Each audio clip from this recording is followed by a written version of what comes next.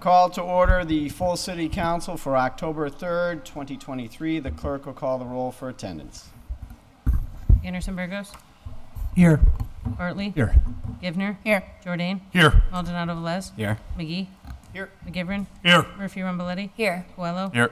Israel Rivera. Here. Jenny Rivera. Here. Tallman. Here. Bacon. Here. Please stand for a pledge of allegiance. Allegiance to the flag of the United States of America and to the republic for which it stands, one nation, under God, indivisible, with liberty and justice for all. God bless America. In the city of Holyoke. And the city council. Before we get to the agenda, we do have special guests. I think they don't know we're going yet. Want to run out and grab them? Want to grab?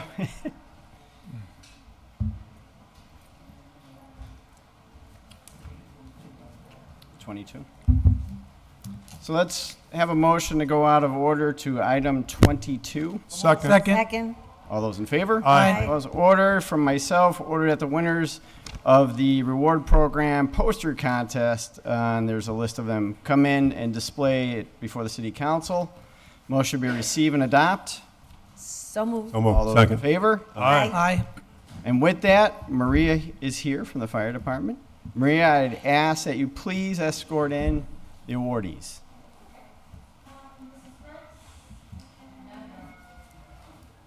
Counselor Bartley, please help.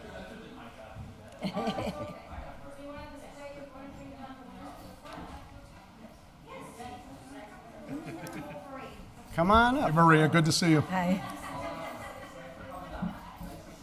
Welcome, welcome.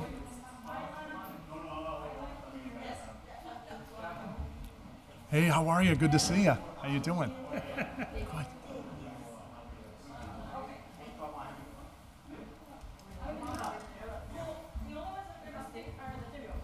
Yeah, but they can come up and show it and, yeah. Everyone, come on. There's plenty of room. Can we get a picture? All right, so I'll turn it over to you. Okay. Hello, everybody. Thank you for having me. Thank you for having us over. This is very, very exciting. So we are here because we have a couple of schools that are for the winners for the Arson Watch Reward Program, which the history is I've been doing this for 20 years, and I used to send about 800 posters from the city, and we never had a winner. But lately, the past few years, we have been very lucky that we have had not only county-wise, but we had state-wise winners. So it's a different category. So they get a little money, so they get all excited. So I'm very happy. Plus promotes Holyoke too, right? So let me tell you a little bit about the Arson Watch Reward Program poster contest. It's sponsored by the Massachusetts Property Insurance Underwriting Association, and the theme is Fire Prevention, Everyone, Every Day. So preventing fires requires everyone to be alert every day to all acts, omissions, dangers that causes fires. This contest helps teach students these valuable lessons. So the county-wide contest is held for all the students in grades 6th to 8th grade. So first and second place county winners are chosen by an impartial panel of judges. And then all the county winners are pulled together. And then they have first place county, the whole Massachusetts. And it used to be Rhode Island too, but this year they separated Massachusetts and Rhode Island. So, and then they put all the winners and they have first, second, and third. So this year we have third place Massachusetts statewide winner, Myla Dillard from Blessed Sacrament. So you want to put it So you can, I have calendars for everybody. You can find Myla's picture on, she is February. She's the month of February. And Myla now is in 9th grade, and she goes to Pope Francis. Okay, thank you to Miss Beverly Saborin. Where is she? Yes. Hiding somewhere? Thank you so much for all your hard work all this year, last year, all these years. She started in Mater Dolorosa and then moved to Blessed Sacrament. So we've been working together, going at it for 10 years, right? Something like that. So, and I also want to thank Father Gentile. Where is he? Hiding too? Yes, there. Father Gentile, thank you so much for being here. And so, let me just read you for the other ones. And then Mrs. Sue Habron. Habron. I practiced that too. Will say just a quick little words for Blessed Sacrament. But let me just tell you about the second place Hampden County winner, Evan Torella. And Evan, so you are August. You can find Evan's picture. August, you want to hold it up? Beautiful. About candle safety. Very good. It's all about candle safety because that's important. So Evan is in 8th grade. Is still at Mater Dolorosa, right? No, Blessed Sacrament, First Lutheran. Oh, we're changing schools. I'm so sorry. I get them all confused. Okay, so we moved on. He is from First Lutheran, which is First Lutheran's first year entering. So thank you so much, Mrs. Rex, for making this happen. And also they have for the first time ever, they told me, they had an honorable mention, and that's David Engel from Lutheran School. And he was in 9th grade, now he's in 10th grade in Hampden Charter, but he was in 8th grade then. Okay, well, thank you, and I'm going to ask Mrs. Rex and Everin to come and speak to us. Did you show your picture? Okay, perfect. Okay. This is not easy. It's all my fault. I started at MD and I confused Maria so that she's all over the place. But Bev and I worked together there as well. And we always thought that it was a wonderful project to have students get involved in fire safety, having a family in fire safety. It's a wonderful thing, so you want to help them whenever you can. But it's important for them to know, and some of them did escape plans, some of them did cars and other types of things. So it got them thinking about all types of fire problems that could happen and how would you solve it before you wait until it happens and something bad really occurs. But it's been wonderful working, Maria, and the fire department. They've always been great dealing with us in any school I've been at. And I want to thank them as well, because without them and without Mary bringing the whole concept to us, we would have never gotten started. So thank you very much.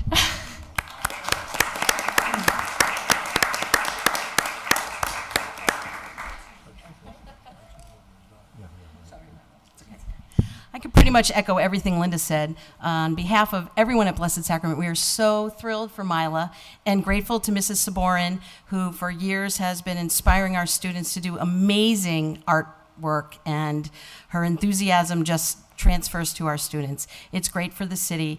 It's a pleasure to work with the fire department, especially Maria and all the crew that comes, our friends in the fire department. We love our Holyoke Fire Department. Yes. And so we're just really thrilled and grateful that that Mrs. Saborin continues to bring our students into this art contest and help them learn about not just fire safety, but even other contests that she puts forward for our students, learning about the Constitution, learning about keeping Christ in Christmas for our Catholic school. It's just a wonderful program, and we are just thrilled to be able to be here and celebrate the great work, not of just Mila, but all students. So thank you. Wonderful.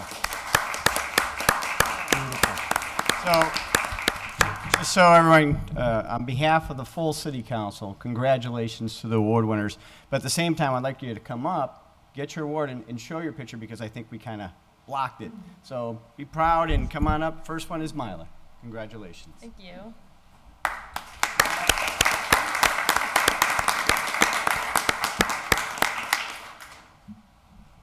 Next is Evan. Congratulations.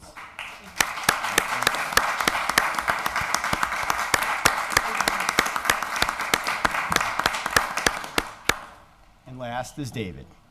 Congratulations.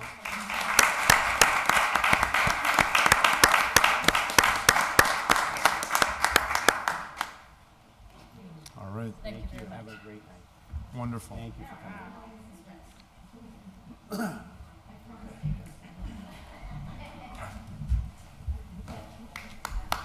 job, guys. Good job.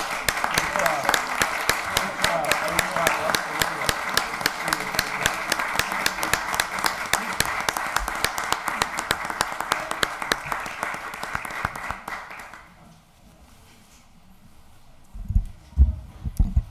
Counselor Vacan, you had a motion? Thank you, Mr. President. I'd like to make a motion to take item 1 off the table and go out of order and take up item 34 with it, please. Motion Second. to take up item 1 off the table. All those in favor? Aye. Aye. All opposed? And go out of order to 34.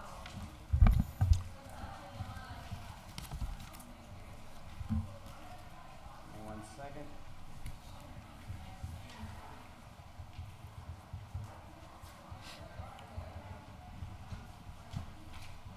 So the motion is go out of order. All those in favor? Aye. All opposed? Item 1 is from the mayor, a letter of veto for the CPA ballot question to be placed on the November 2023 local election. 34 is introduced by Councilor Vacan. Jordan Puello ordered that the ballot question approved by the City Council be placed on the November 4th, 2024, as referenced in the 9/26/23 decision by the judge. Councilor Vacan. Thank you, Mr. President. I'd like to make a motion to receive the mayor's veto, and then I'd like to make a motion to receive, adopt item 34 and send it to the mayor. Okay. Second that. So that was second motion is to receive the veto, and then motion for 34 is receive and adopt. Under discussion, Councilor Vacan? It's in essence exactly what the council approved, except for a date change. Thank you. Anyone further? Seeing, Councilor McGivern. Mr. President, I make an amendment that we refer it to committee to have a discussion with the law department. I voted in favor of the ballot question for all the reasons that I thought it was the appropriate thing to do for a number of voters out there that want to have a say on the maybe adjusting or not adjusting the CPA itself. But this particular motion, if I understand it, is for an election that's a year away. At that time, we will have a different city council. After this year's election, we'll be sitting in these chambers, and I think it should be up to the that council. I think it may have to be up to that council to place a ballot on the question.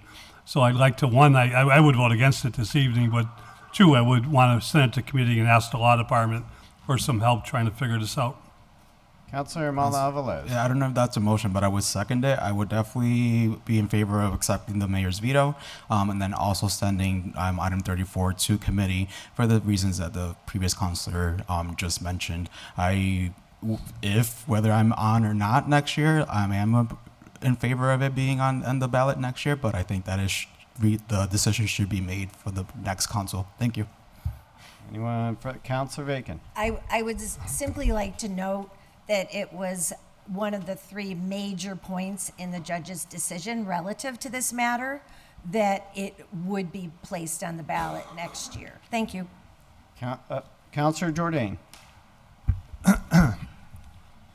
I'll say, I personally, as everybody knows, my opinion was that the public, just as I voted previously to put this on the ballot to allow the people 7 years ago to vote, even though, again, I took a heat from a number of constituents who wish I had not voted to put it on the ballot to adopt it, I took the same vote again recently to allow them to vote to reduce it.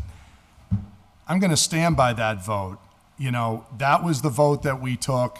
That's the vote we should move forward with. Having said that, the mayor has said he is in favor of putting it on next year's ballot instead, and obviously without rehashing the back and forth, I think we had the consensus that that's what I've been hearing and listening very carefully to everyone, that that's what everybody wanted to do, was put it on next year's ballot. So that prevailed, okay? So now we're there to put it on next year's ballot. Now it appears the goalposts move yet again. Now it's, we don't want to do it. We're going to have the next council do it, not us do it. So now we're going to have, I don't know, maybe in January we'll have maybe not go on next year's ballot. At some point when we say things, we got to stand up for what we're saying. And if we said we're in agreement that this thing should go on the ballot on next year's ballot, this is consistent with what the decision came back as. It's consistent with everybody has been saying in this room, right? Let's have it next year on the ballot. The mayor has been saying that. And ultimately, he was able to convince the court that, you know what, delay it for another year. It's not that irreparable harm. He won. He won on that position to say we should delay it for a year. So, okay.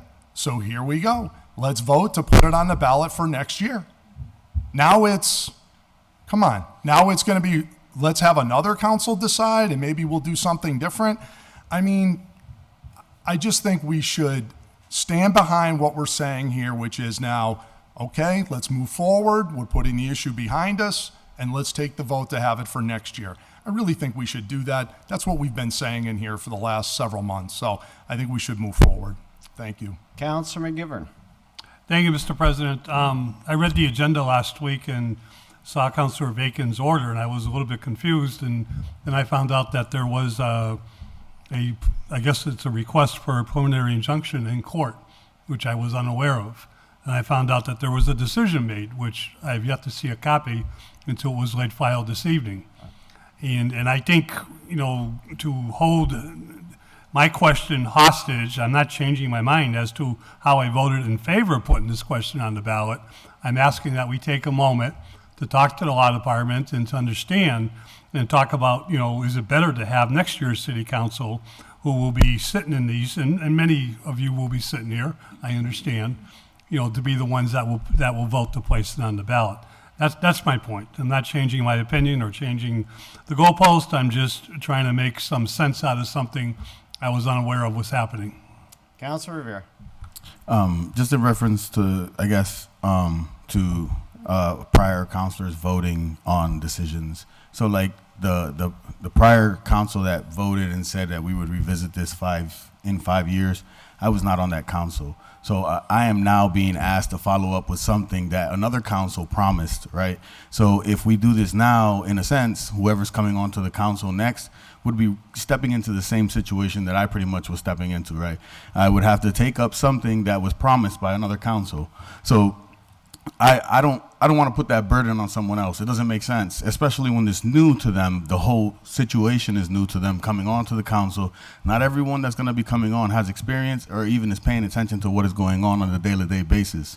We are, because we're here and we're working it. So when the new people come in, they need time to kind of understand what is happening. I don't think that it's fair for them automatically to just jump into this. And then the second point is, that is not what we're all saying. That is what a particular group of counselors are saying. This was put together by a particular group of counselors, not by all counselors. That's why I didn't get unanimous vote. It was 8-7, I believe, or it was off by 1 vote. So at the end of the day, this is not what we are all saying. Just like we didn't all file a junction or lawsuit against the mayor. That wasn't all of us.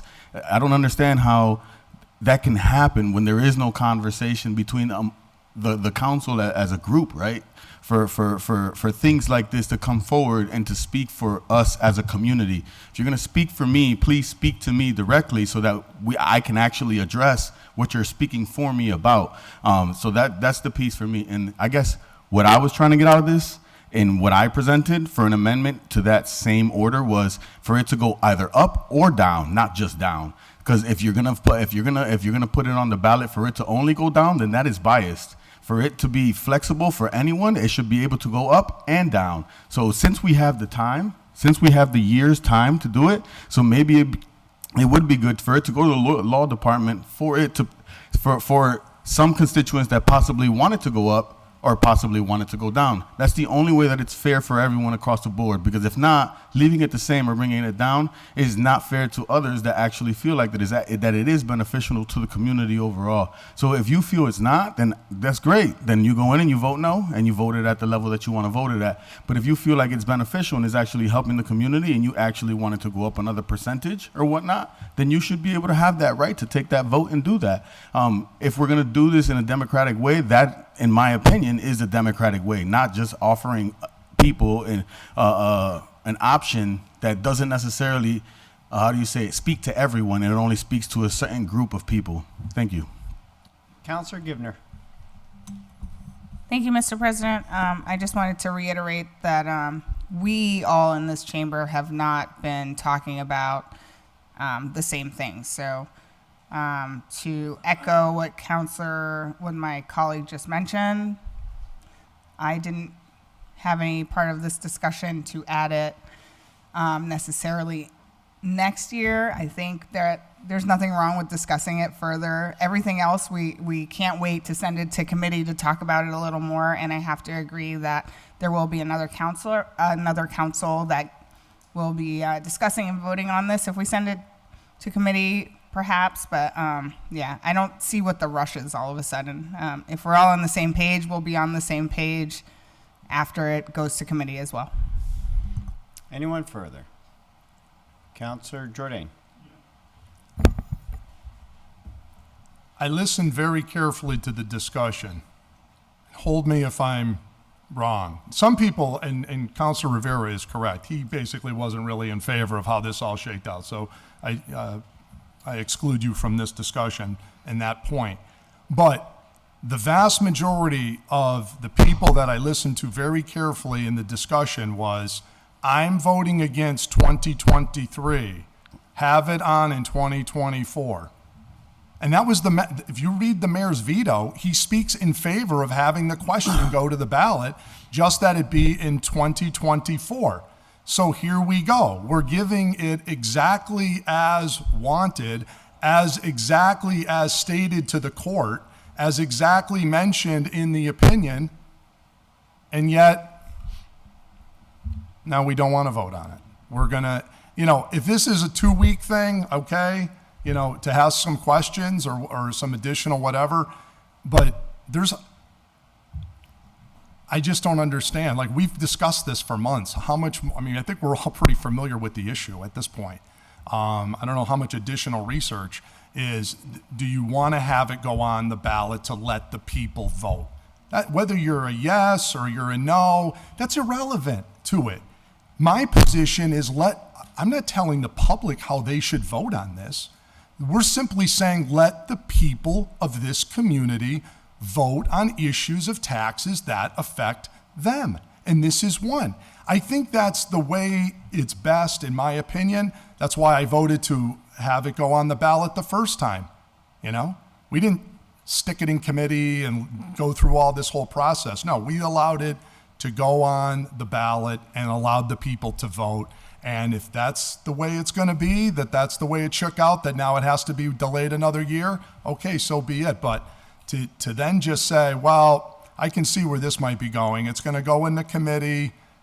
Who knows what happens after that? And if this ever gets approved, to allow the public to vote. And I can just tell you that I don't think that's right, because it's been stated, just like the mayor stated, let the people vote in 2024. I've been listening very carefully to the counselors. I'm in favor of this, but vote in 2024. So why not just take this vote? What are we going to talk about in committee? You don't or do not? Or maybe you have a second question. Go ahead, file that if you want a second question. But that's to this issue that we've been debating 2024, okay? So people got what they wanted, and they still don't want to vote for it. I don't understand that. Thank you. Counselor Anderson Burgos. I'll be quick. So I was one of the ones that voted to see it on next year's ballot. I'm a little confused, though. I'm not sure why we feel that it won't make it through committee and then back to city council. I think stuff has resurfaced, and I'd like to look at that. I'm not saying that I don't want to see it, because I'm a man of my word. Okay, I'm a man of my word. I will stick to that word. But I think things have surfaced, and we need to look at that. Now, if we have to apply a little pressure on the committee chair to make sure that this is done in a fashionable sense, that it'll be done by the end of this year, that way it will be, and then so be it. But I think we should have a little bit more discussion just to make everybody happy. Counselor Murphy Ramboletti. Thank you, Mr. President. I just don't really like when people put words in my mouth either. So I'm also going to add that my comments during that did have to do with the wording, and I felt like the wording was disingenuous. And I literally said that in a meeting. So I kind of just felt like setting the record straight because that's my opinion. Thank you. Councilor Malala-Velez. Thank you, Mr. President. I remember a lot of the discussion on the CPA, and one of the 4 that was listed in this injunction said that they weren't sure if the current city councilor can actually put something on the ballot for next year. Not a lawyer myself. I'm reading this injunction. I know one of the things that judge said, mentioning CPA General Law C-44B, Section 16A, to Councilor McGivern's point, refer it to committee so that we make sure that when we actually put on the ballot, it's actually done right, so then others cannot sue us for doing something that's not done correctly. I still stand on that. I will vote for this to be on the ballot question for 2024. That has not changed. But the reality is, the response that we've gotten from KP Law, from the judge, is that the ballot question itself is not even done properly. So why are we rushing into this when we still have 13 months away from this next election to do this, get this right, and make sure that the people, when vote does happen, it does get done correctly for what the people want in the community. Thank you. Councilor Vacan for a third time. Motion to suspend rules. All those in favor? Aye. Councilor Vacan. Thank you. Just a point of information. Does everybody have the copy of the decision? Because it was a late file that came on the email. We just got Is it it in today. everybody's packet or is it on email? My email is slower than my regular mail. Todd, Downtown. I don't get emails until I go home. why don't we just take it up? You're so cute. Why don't take up, suspend the rules, take up. I think it's late file. B. Is that what it is, Pete? That's Late late file file B? B.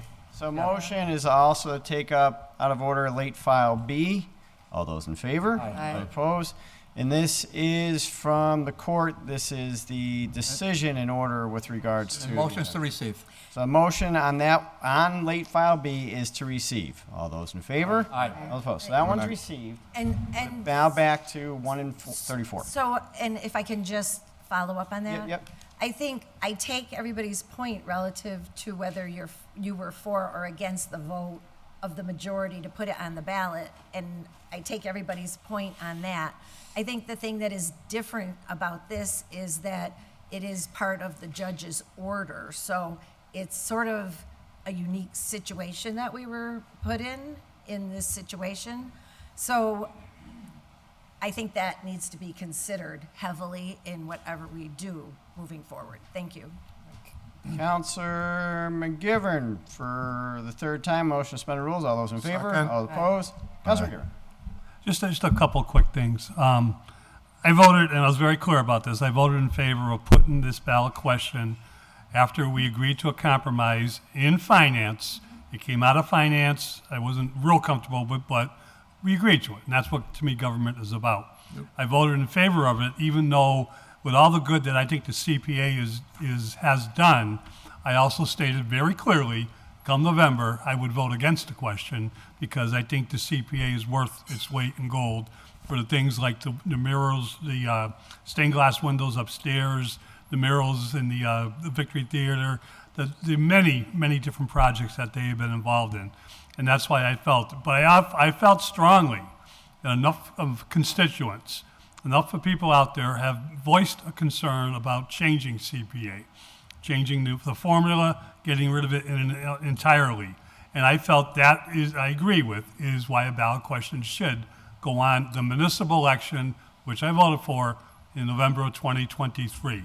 My right to vote on the mayor's veto has been taken away with me with item number 1 being on the table for the last 4 months. Like, I would not agree with the mayor because I think it should be this November. And most of us that voted in favor of the question thought it should be this November. So now my right to vote on the mayor's veto was taken away by a judge. I learned a long time ago. Judges can't tell us how to vote. They can do things, but they can't tell us how to vote. I don't even know the judge until I got this email, who the judge was. I'm asking this goes to committee, talk to the law department. When it comes out, we can vote any way you want, agree or disagree, but let's be fair. We've been talking about fairness the last 2 meetings here, and we've been delaying votes on the sewer rate over something far less than what I'm asking. put it in committee.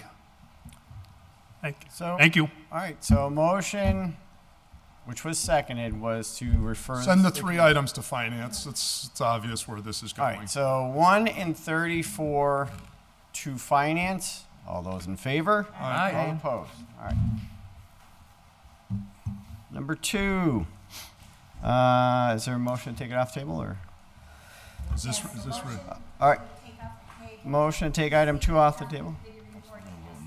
All right, motion to take it off the table. All those in favor? Aye. All opposed? This is the ordinance section 12-4 flags for the city of Holyoke be amended to include new regulations for flying the POW flag. So motion is to receive, adopt, pass the first reading. Under discussion, Councilor Bacon.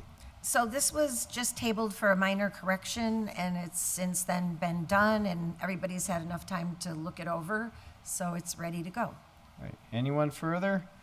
All those in favor? Aye. All opposed? Motion to pass the second Motion to reading, pass the Second. second reading. All those in favor? Aye. All opposed? and motion that the passage be ordained. Motion that the passage be ordained. The clerk will call roll. If you vote yes, you're voting for this. Just as a reminder, Counselor Jordan did not win the 50-50 raffle, but he did get picked first, so he'll be going first. Jordan? Yes. Maldonado Velez? Yes. McGee? Yes. McGivern? Murphy Rumboletti? Yes. Coelho? Yes. Israel Rivera? Yes. Jenny Rivera? Yes. Tallman? Yes. Bacon? Yes. Anderson Burgos? Yes. Hartley? Yes. Givner? Yes. Unanimous vote. Well, you've already approved that. Next is Does public. 50-50 raffle carry over now? It does. It does. It's up to a whopping $1. Anyways, let's see here. Public comment. We do have one in the chamber. Patty Devine, 58 Magnolia.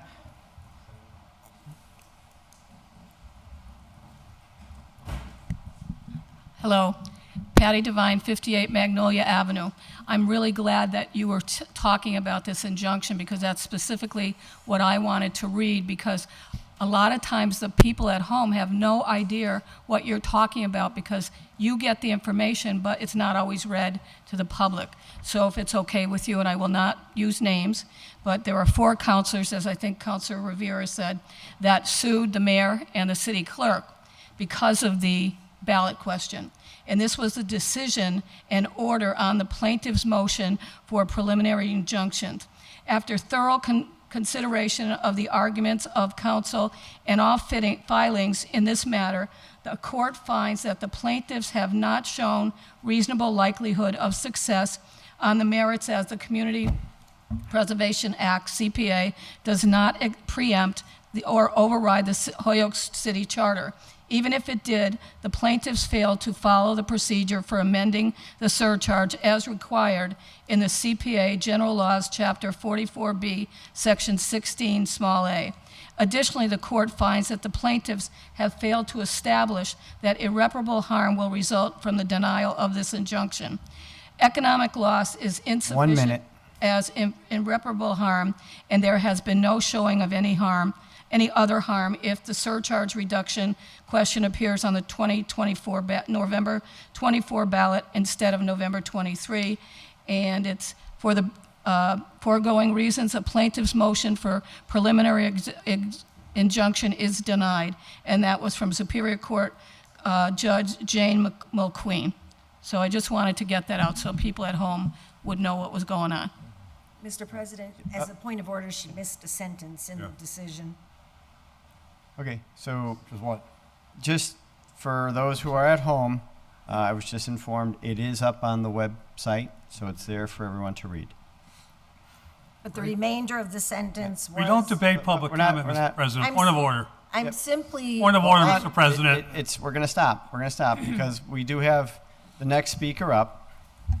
And just, I know he came in and I'd taken the pad a little early, so name and address, please. Nathan Chung, 9 Prue Avenue, apartment 4A.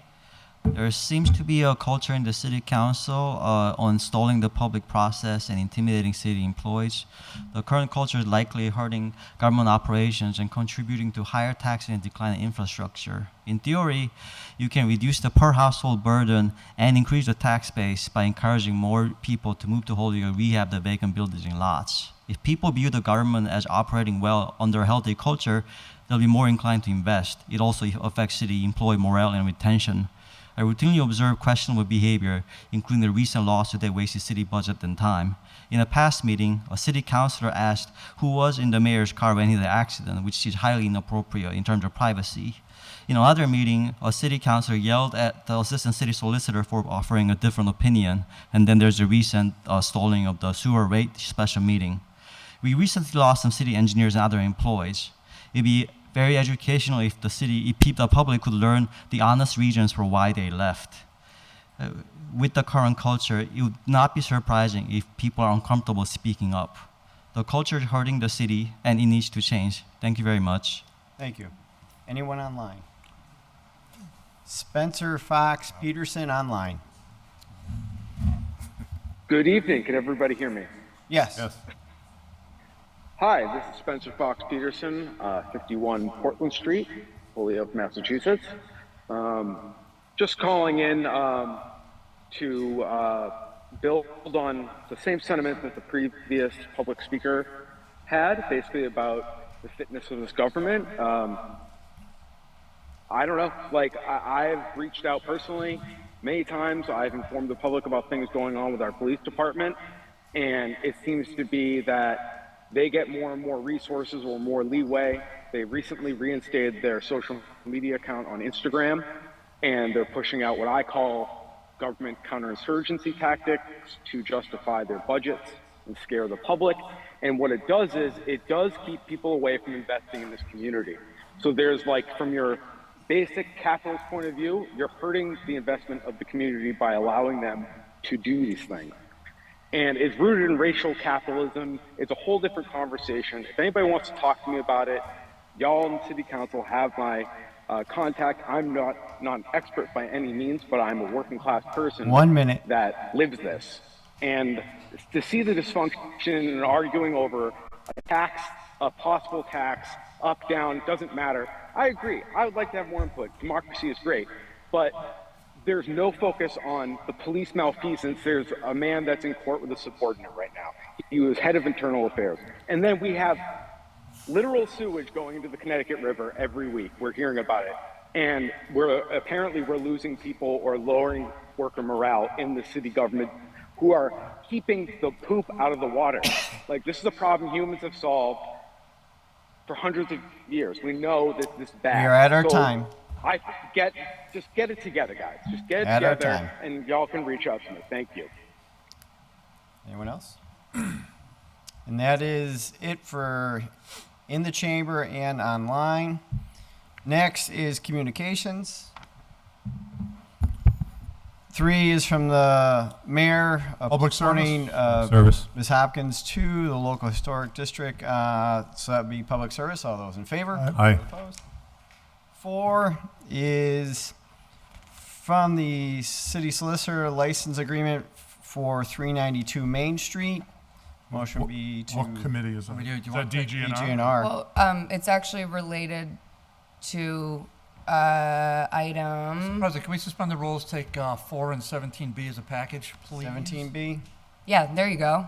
Thanks. There you go. All right. So motion is to suspend the rules, go to 17B and 4 as a package. All those in favor? Aye. Opposed? 17B, Command DGNR, who's referred an order from the Law Department license agreement for 370, 396 Main Street. Recommended license be granted with full compliance with the agreement. So with that, motion is turned over to Councilor Murphy-Ramboletti. Thank you.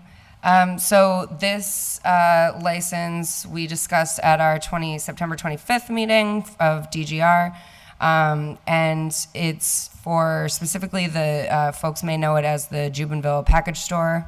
It's a 2-year lease, and essentially it will allow them to do construction to the property.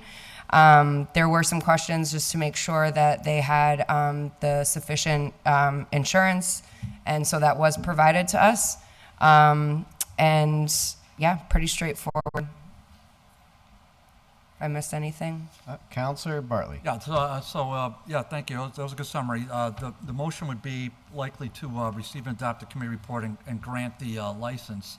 And then I'm sure that'll get seconded at some point. And then what we would do here, I just want to point out a couple of things. One is that the city council has the, not exclusive, but has a right to take a vote on every single real property transaction that the city's engaged in. And we had a solicitor a few years ago said, well, we're not going to, this is a license, not a transfer, not a lease. Well, we changed the ordinance to make sure that licenses are also under the purview of the city council, which I think is important, as in this case, because it came before us with a license agreement, Mr. President, and I may have been the only one that read the thing, but he didn't have liability insurance, and that's clearly stated within the document. The law department and others seemed surprised it was in there, including the petitioner, and then, to his credit, he turned it right around. So he conditionally approved it in committee, and he turned it right around. He's got his license in the city as an additional insured.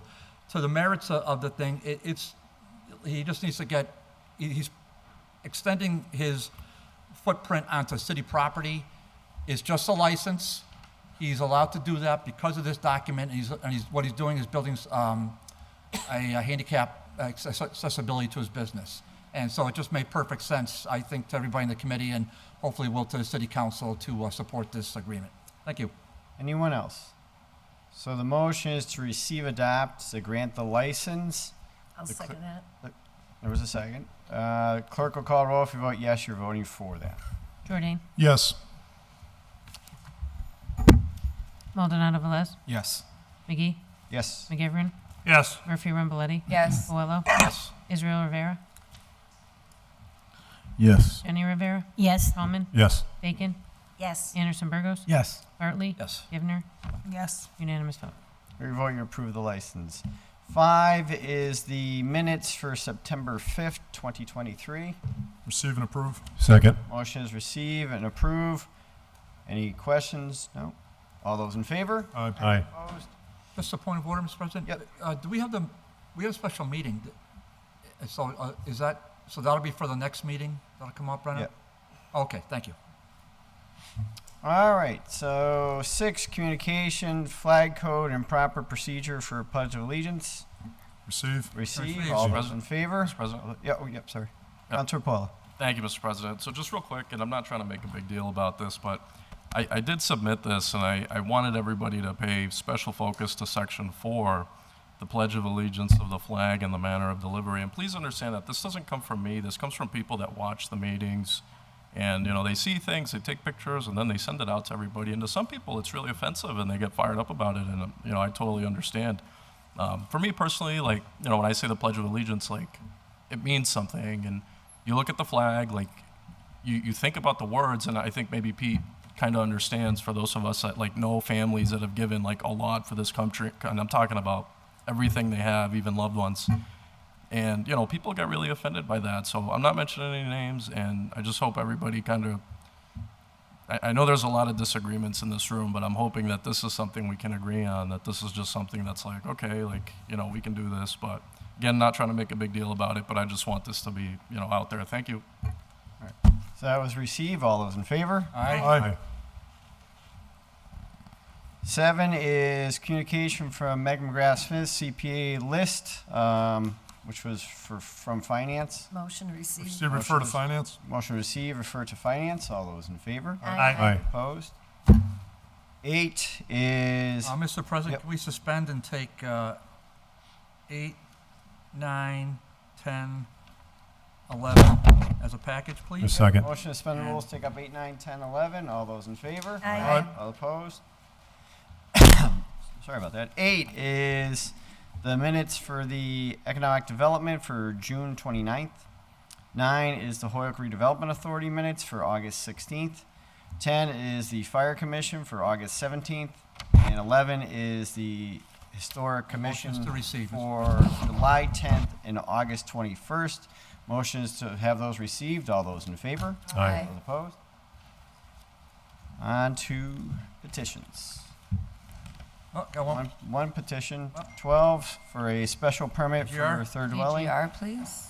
To DGNR, all those in favor? Aye. All opposed? President's report, first is for tomorrow from 4 to 6 at Veterans Park, the Public Utility Celebration. by HG&E.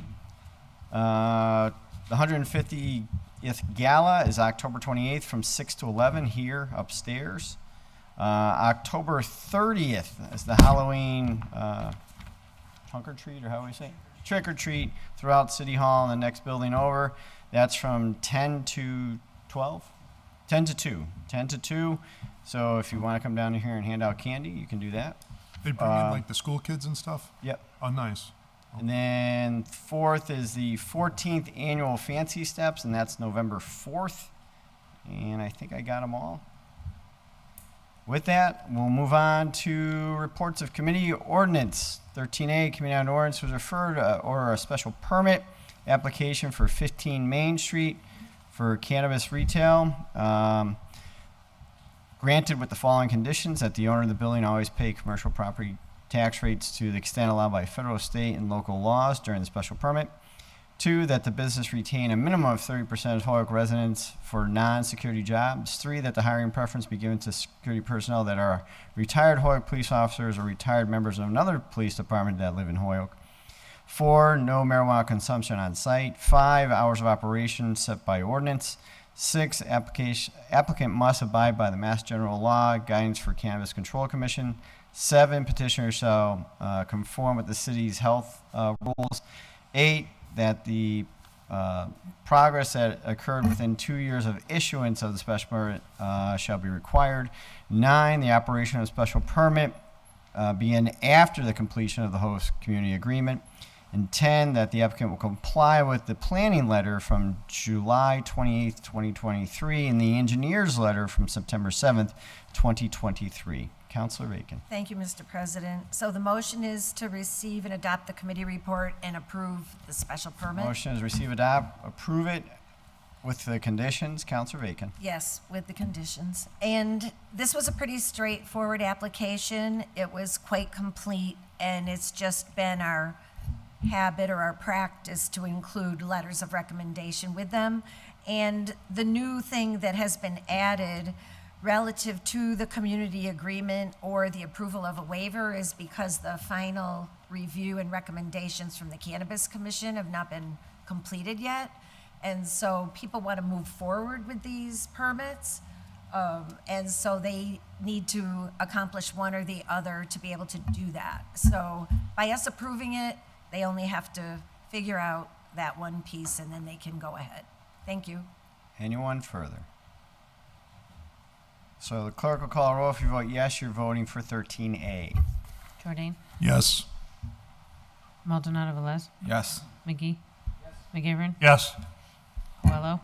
Yes. Israel Rivera? Yes. Jenny Rivera? Yes. Tallman? Yes. Bacon? Yes. Anderson Burgos? Yes. Bartley? Yes. Givner? Yes. 12 yeas, 1 abstain. Mr. President, I'd like to make a motion to take up 13B and C as a package. Motion to take up B and C as a package. Second. All those in favor? Aye. All opposed? B, Committee on Ordinance was referred in order in accordance with the city charter or ordinance language that confirms that the resident is elected as a ward councilor and subsequently moves to another ward during the term the ward seat is vacated. Recommended has been complied with. C, that the ordinance further amend the return language to section 2-153 of our ordinance. A special cases the mayor or city council through a majority vote may authorize or require the department to secure the advice and service of such additional counselors as they may deem best. No money shall be paid for the legal services except expressly authorized by the charter, and that was complied with. Councilor Bacon. Thank you, Mr. President. So relative to the first one, the committee undertook a review of the regulations and considered different legal opinions and language, and based on a couple of meetings, decided to find it complied with once that information had been obtained. Relative to 13C, there was an attempt by at least one counselor to try to iron out an internal process when we have disagreements relative to interpretations of the law. However, that was not successful, so we were never able to arrive at some language to complete this. And so we've decided, after sort of circular discussions on more than one occasion, that future order can be filed relative to that particular process by a counselor at some point in time, should they desire to do that. Okay, Councilor Mala Velez. Thank you, Mr. President. I just wanted to make a quick point, particularly when it comes to 13C, because it was brought up a couple times in ordinance, and we did have discussion around it. But just using the CPA question as an example, we had the opinion from the solicitor's office. Then the solicitor's office, Lisa Ball, I reached out to KP Law, and then we had an opinion from KP Law, which is what I've heard, the leader in municipal law and whatnot. And even though both opinions said exactly the same thing, pretty much, there was still an injunction being done because certain councilors didn't agree with either one of those opinions, which one of the topics that were brought up when we were having the discussion, I believe it was Councilor McGivern talking about the money that we spend and the time that we're spending on these things. And he was right, because at the end of the day, when you have access to a judge or know how to process that, no matter how many legal opinions you're going to get, you're going to do whatever you want. And I just wanted to use that CPA as an example of how I'm glad that 13C didn't actually go through, because I was against it. So thank you. Councilor Rivera. I'm kind of a little confused as to how it got this far, because if I recall, we kind of wanted to have it leave with withdraw, and it got forced tabled, and then all of a sudden now I see it here. Possibly it came up in a meeting that I wasn't at recently, that was just happened because I had class, but I do recall that we were all technically against this, and for some reason it got tabled, and now it's on here. So yeah, just wanted to point that out. Thank you. Councilor Bacon. Thank you, Mr. President. Based on some of the comments, I would just note that counselors in the room have had no problem with monies being spent on lawsuits when they were in favor of the lawsuit.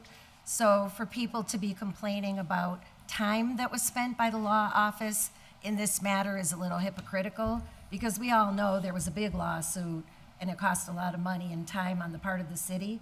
So let's just understand that when people have a strong belief in the rights of the voters and their interpretation of the law, and when people believe that they have not had an opportunity to have their argument made, regardless of whether they will prevail or not, that is a legitimate action in the United States of America. So that is what happened relative to CPA, but the point that I was making was that there was an attempt to try to create some language where we could hopefully have some opportunity to set up a process where both sides could be heard, and then a determination made where both sides felt that a more neutral party was weighing in. And I hope that we are able to move ahead and do that at a future date. I think it would be a constructive and useful thing to do. Thank you. Councilor Rivera. I guess to the comments around the democratic process around being able to use taxpayer dollars to fund a disagreement with the mayor does not necessarily, in my eyes, make sense, because we are a body of 13, to my understanding, and it was only 4 people that pulled this together, this injunction. So as a committee, I might file an order to try to figure out how we can do this in a way where we as a body come together to make this decision to put an injunction forward. Because if you're going to use taxpayer dollars to do this, it should come from the committee of all 13 when you're making this decision. Shouldn't have to be from 2 people, 3 people, or even 1 person in general, because we're spending taxpayers' dollars in a way that, in a sense, comes out to be frivolously, because they're referring back to our lawyers that actually put out their opinion. So that's the one piece, right? But again, I go back to the fact that I still don't understand how this has come forward when it was a huge disagreement in the council, and we kind of were not on the same page with that. Like, that's the purpose of committees. When things go to committees, is to discuss, hash out, and then move forward things that are somewhat in an agreement, right? It should still be in the jacket, I think, to be honest, because that's something that we should still be hashing out, because I'm pretty sure if we go back to the video, we were trying to actually leave to withdraw it, and we actually tabled it just to have more discussion and hear it out. And for it to be here, I must have missed a meeting. and I apologize for that. I also I go to school on Tuesday nights too as well now, so it's harder for me to make it. I'm missing class now as it is. But I'm gonna tell you this much: like things like that, I have to, for me to vote for them and to be in favor of them, I have to be able to discuss them. And if I'm not able to discuss them, then I can't support it. That's just it across the board. Thank you. Counselor Givner. Thank you, Mr. President. I just wanted to request that when we talk about certain lawsuits and certain items that everyone seems to know about, that we be a little more specific, because I saw a lot of shrugs around the room when we talked about whatever other lawsuit was brought up. So if we could be a little more clear about what we're talking about and state exactly what we mean, it would be very helpful. Thanks. Counselor Jordan. Yeah. First of all, I want to correct one mistake already that I heard here, which was taxpayer-funded lawsuit. That wasn't a taxpayer-funded lawsuit. It was it was a privately funded lawsuit. So who's paying the lawyer that's fighting against you? Hold on. If that's the city, Thank you, taxpayers. Thank you. Well, I mean, you could say that in the case of when they tried. Can I speak? Jordan, is this? the floor, please. I mean, is this how we're running the place here? I listen carefully when other people are talking. So this was a privately funded. So again, when I didn't hear that type of clamor when there was the orchestrated removal illegally, as we all know now, of Councilor Puello out the door, right? Was there any clarion call about the law department doing that and taxpayer-funded money of that? And by the way, he paid. Can I speak? Stop. Can I speak? Or is this a shout down? Is that we're running a mob here, or are we a democratic body? Counselor, you have the floor. This is what I'm talking. This is what the council has been reduced to. I listen here when other people. This is how it works. You don't just shout other people down that you disagree with. How about we just let everybody speak, whatever they want to say, because shouting me down is shouting down the voters that elected us in each, and I don't shout down when other counselors speak, okay? So anyways, back to what I was saying is, I did not hear that when that happened about, well, the law department used all these resources to throw Puello out of office. You know, anytime the law department, people are filing lawsuits all the time. We have people that object to special permits, people that do this, do that. By the way, I will just say on that note, and by the way, that's not what 13C is about. So people's recollection is wrong, by the way, and I'm going to correct that in a minute too.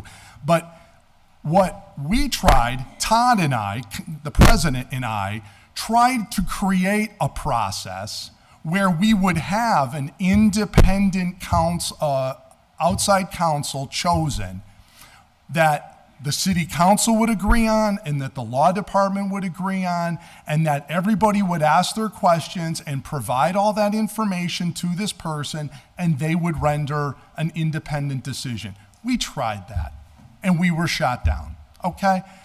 The law department did not agree to that. They want to pick who they wanted to pick, and they rendered their decision that they wanted to render, okay, in terms of the independent counsel. I agree. I think it would be nice if we could create sort of like a mediation process when from time to time these separation of powers issues do come up. And they're bound to come up. They come up in Congress, they come up in the state legislature. What can the governor do? What can the legislature do? This happens. It happens in cities all the time between the mayors and the council. So it's something that we got to work together to create a process. That's all, okay? So that's that issue. This was the second half of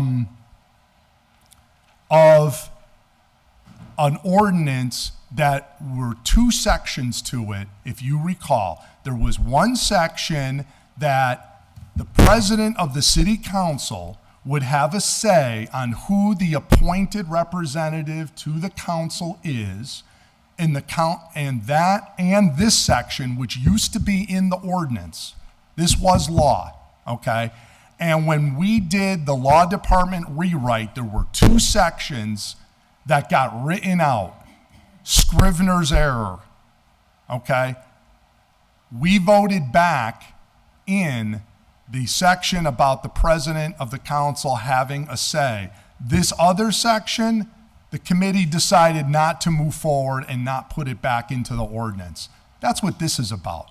This other issue, which is what I just alluded to, that's a separate issue that I believe was tabled and I hope will get further discussion in the future. So this issue has been resolved. Everybody at this point, although I think it was trying to do the new process of having an independent counsel and not have this old language. So this was taken off the table and was passed. I was at the committee meeting.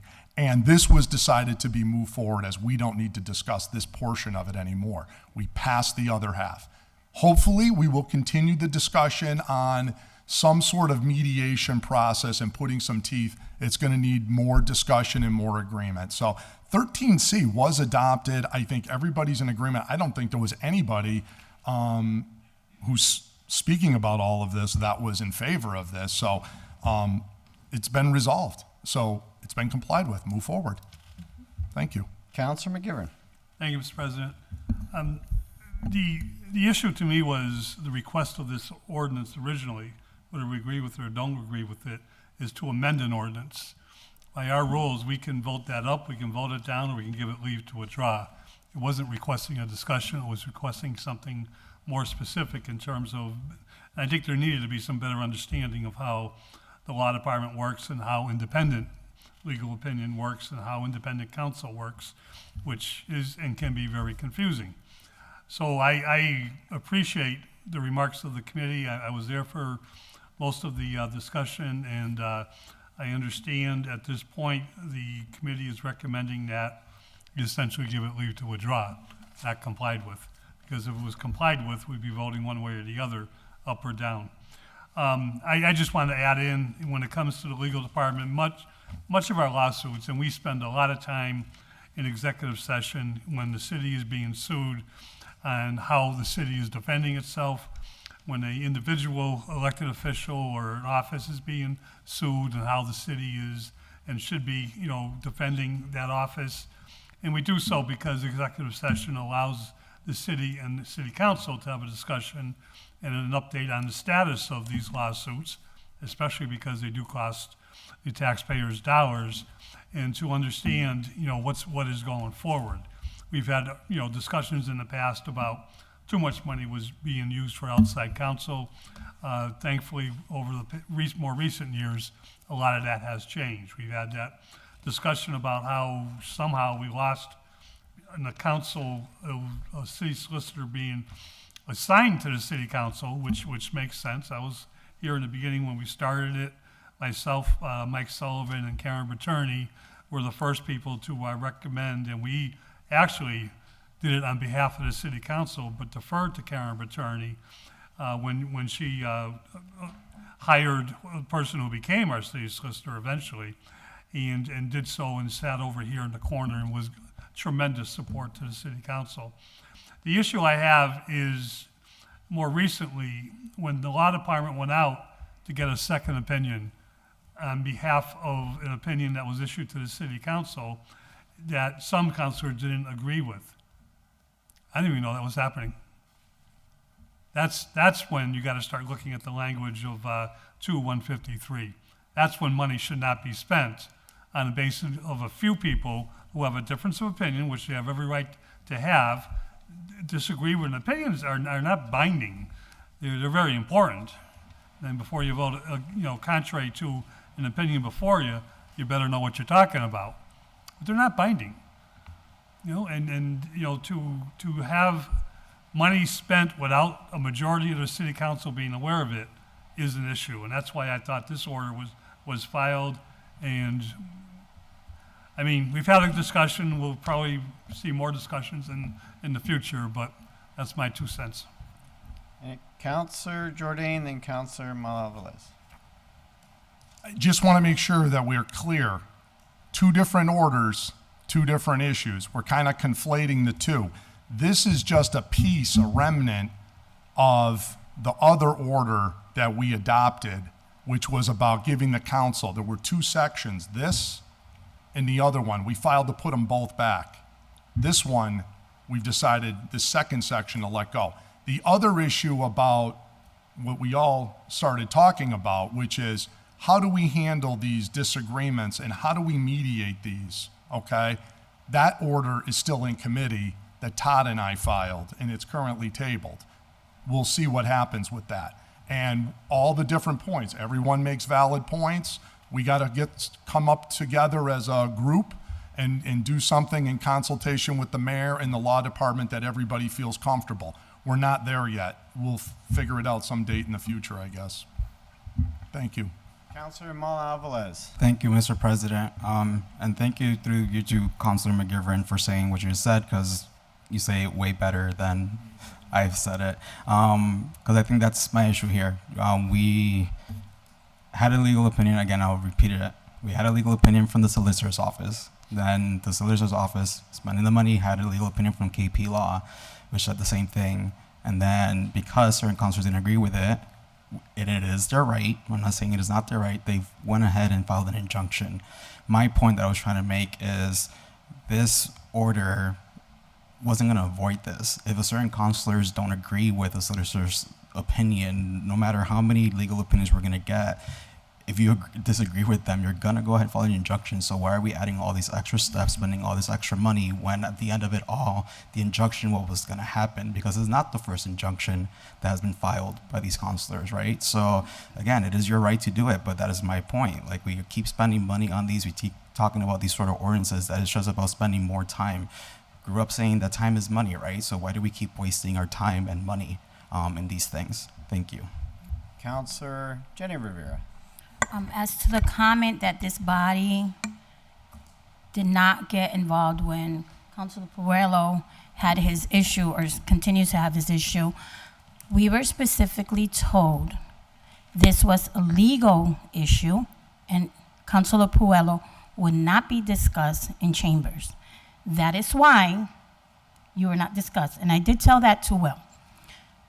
And then the only other time that Councilor Puello's name came up was Councilor Jordan wanted to bring it up. Councilor Israel Rivera and myself did speak, and we said he wasn't on the agenda. It was a long agenda, and we weren't going to discuss him because we weren't supposed to. So I just wanted to put that out. Councilor Vacan. Thank you, Mr. President.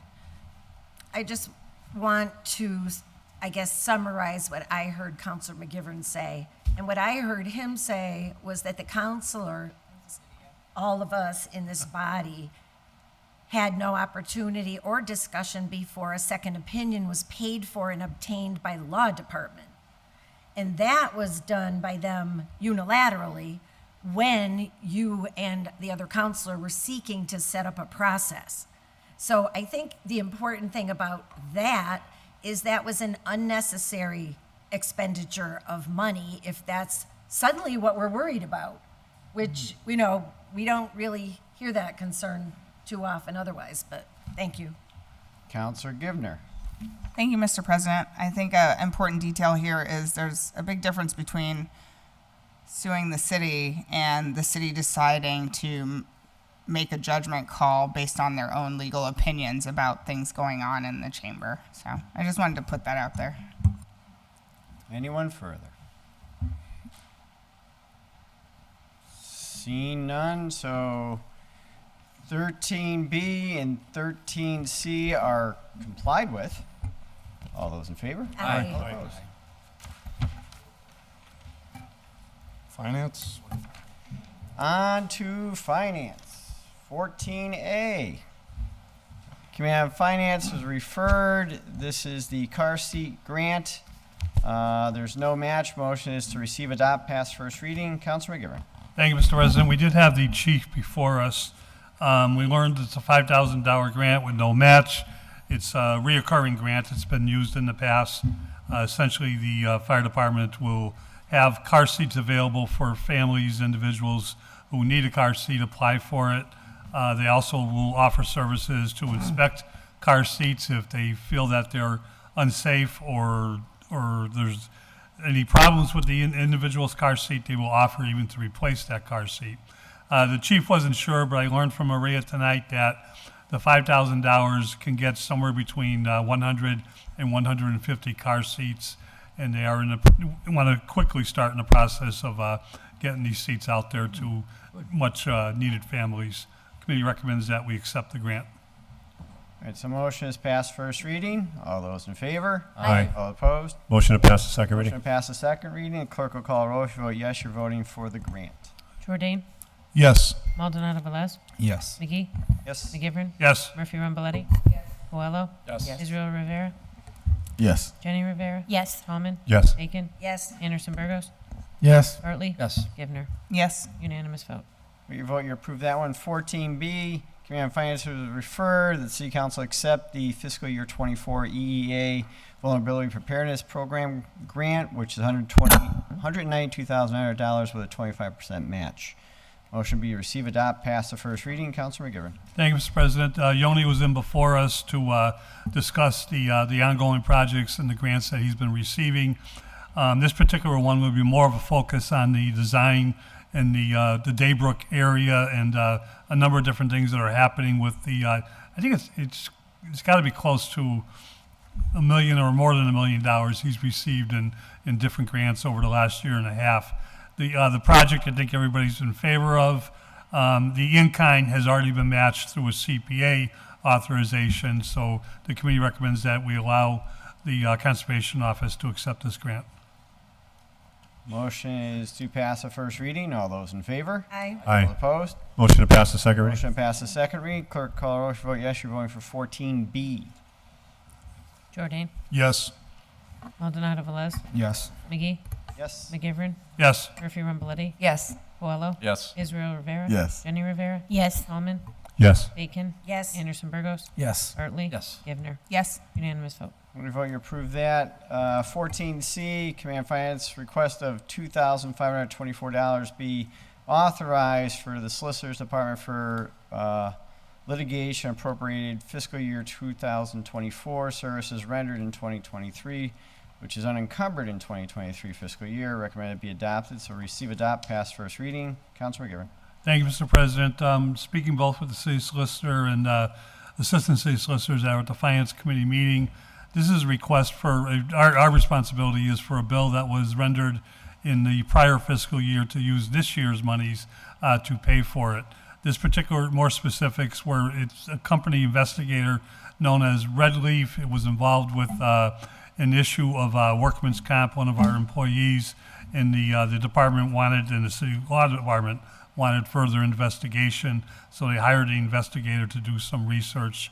The services were provided. Unfortunately, the bill was tied up in two departments and didn't get properly channeled before the end of the fiscal year. The litigation account would be the last year's litigation, but now this year's litigation's account would be the appropriate line item. The committee recommends to allow the bill to be paid with this year's monies. Anyone further? Motion is passed first reading. All those in favor? Aye. All opposed? Motion to pass the second reading. Motion to pass the second reading. Clerk call a roll. If you vote yes, you're voting for 14C. Jordan? Yes. Maldonado Velez? Yes. McGee? Yes. McGivern? Yes. Murphy Ramboletti? Yes. Coelho? Yes. Israel Rivera? Yes. Jenny Rivera? Yes. Tallman? Yes. Bacon? Yes. Anderson Burgos? Yes. Bartley? Yes. Givner? Yes. Unanimous vote. Your vote, you approve We that could one. suspend the rules and take 14D and E together. Apologize if I jumped. Second Motion it. to suspend the rules, take up D and E as a package. All those in favor? Aye. All opposed? D is $50,000 from capital stabilization to sewer legal services. E is $100,000 from capital stabilization to sewer professional services. Motion is to receive, adopt, pass the first reading. Councilor McGivern. Thank you, Mr. President. If we need to, we can always separate the vote if anybody wants to vote different on each of these. But ongoing discussions, stabilization, as we know, is something that's been established under Mayor Garcia. It's been used for a number of different things, and quite frankly, I think it's been well used, and it's a blessing that we have it. This particular one is in Finance Committee feels it's important. It's legal services that are connected with the wastewater treatment plant. There is a lot going on. We are coming up towards getting to that time where we have to start making decisions about the negotiations of a new contract with the private vendor. There's other things that are going on internally that, need to be looked at. And both the department head, Carl Rossi, the Board of Public Works Commission, and the mayor are asking that the $50,000 at this point be allowed for, specifically for legal services related to the wastewater treatment plant. Second part is a little bit more, but more specific than we've heard in the past, which is a good thing. It's, again, capital stabilization into the sewer professional services. We, have had an ongoing discussion and need to continue that discussion on what affects the operations, the budget of the wastewater treatment plant itself, the sewer rate eventually being the revenue provider for the services that are operational services that are provided by the plant itself. And again, this all ties into the upcoming contract, but ties into the existing contract and what we're doing. And the $100,000, I'm pretty sure it was unanimous by the committee, is recommended that, this transfer be allowed. Correct. So motion is up to Councilor Bartley. Yeah, just through the chair to Joe. Joe, just on 14D, the legal services, is there an outstanding invoice that we're paying, or is this just or are these just funds that are just? No, this is for use this year, upcoming. It's not being spent yet until we approve it. Okay, so it would have to come back to City Council to approve it? No. So it wouldn't be. So is this for outside counsel? Yes. And this is, and who's going to make the decision outside counsel? The solicitor? It's a good question, Councilor Bartley, if I may, Mr. President. Yep. We did ask, because I said it's capital stabilization into a line item that I wanted to hear that it's controlled by the law department, and unfortunately it said it is controlled by the DPW, but they agreed that consultation is ongoing, but would be ongoing with the law department, and they wouldn't just go off on their own. I think that's the point you're making. Well, the point I'm making, just Mr. President, is that I'm seeing a transfer for $50,000 for legal services for a bill that doesn't exist. So it sounds to me, if I may, it sounds like this is funds that are going to be held in abeyance in case there has to be outside legal counsel relative to the. I take it to Veolia, is this with CSO? What's it for? Negotiate the new contract. Yeah. Okay, so it's negotiating with Veolia? Okay. Yeah. Okay, and then for the second one, if I may, through the chair to Joe, for professional services, is this for to hire a consultant to review the contract with Veolia? Or review with, because I did see an advert in the legal notices that the DPW is looking for a consultant to negotiate relative to the wastewater treatment plant. So that's still pending. So is that what this is for? Yes, if I could, Mr. President. Somewhat correct, but yes, the consultant would be part of the team that would be negotiating. They're looking for someone with the expertise to understand what we all know is a very complicated, a very complex agreement itself. The engineering stuff, the stuff that goes on with Veolia, with the wastewater treatment plant, and the language, needs someone that is, I think, goes beyond the expertise of both our DPW department, the commission, and even the law department. So we've had, I'm sorry, because I did go through this pretty quick. We've had this discussion for some time. We thought we had already allocated much of this part of the review and much of this part of the consultation of what the new contract should look like and how to get to a point where it makes sense for the city, the mayor, the Board of Public Works Commission to enter into an agreement. And I would assume that at some point come back to the city council. But I hope that answers your question, but yes. It does, and Joe, you don't have to apologize because you always run a good meeting. So I appreciate the underlying argument. I just want to just point out. So this is. I'm hopeful, Mr. President, that when we get to this point, that we're going to get kind of regular updates from the law department and the mayor's office pursuant to these legal services and to the consultant. I'm also if we remember, there's still a lawsuit, and we're all talking about lawsuits and resources. There's still a lawsuit that the planning board caused. It's now an outside counsel. It's now over $80,000, the last I checked, an outside legal counsel to defend the planning board in the city relative to the decision they made. So we don't, I mean, so that's an order. We're due for another update. I'll file that for the next meeting happily. And I just want to make sure that we're regularly advised on how these funds are being allocated. Okay, thank you. Councilor Jordan. With respect to all good questions, with respect to the legal services point, ordinarily, I don't think the Finance Committee would be that warm to something that isn't an actual bill yet. But I think the study of it was that we need to authorize them to have an amount. They have a firm that has expertise in this area. We were given a particular name of an individual who they intend to retain to do this work, to negotiate the contract and to get going with this. But we were given assurances at the Finance Committee that the Law Department will be reviewing the bills, making sure that it's reasonable. And so I appreciate those safeguards being in place, and therefore that's why I certainly supported it. I do appreciate the fact that we're right on top of negotiating this contract again. I will say that it did also come out in the meeting that we may not have necessarily as much time as we think in order to negotiate this contract too, and there may be certain deadlines and termination dates that are coming up, and so there's a difference of opinion legally among numbers of people in the leadership and potentially Veolia as to when this whole process has to get going. So that'll be interesting. So retaining these services is going to be very important to protect the city's interests with respect to this super important big time contract of the city. So look forward to the work of the DPW and just again, I think the city council, just like we voted in favor of the $10.5 million bond recently to do the CSO abatement work, here the council also is supporting the DPW in these regards relative to the new contract negotiations. So appreciate their hard work in this regard. So motion is passed first reading. All those in favor? Aye. All opposed? Motion to pass the second reading? Motion to pass the second reading. Clerk will call roll. If you vote yes, you're voting for D and E. Jordan. Yes. Maldonado Velez. Yes. Yes. McGivern. Yes. Murphy Ramboletti. Yes. Coelho. Yes. Israel Rivera. Out of the room. Jenny Rivera. Yes. Tallman. Yes. Bacon. Yes. Anderson Burgos. Yes. Bartley. Yes. Givner. Yes. 12 yeas.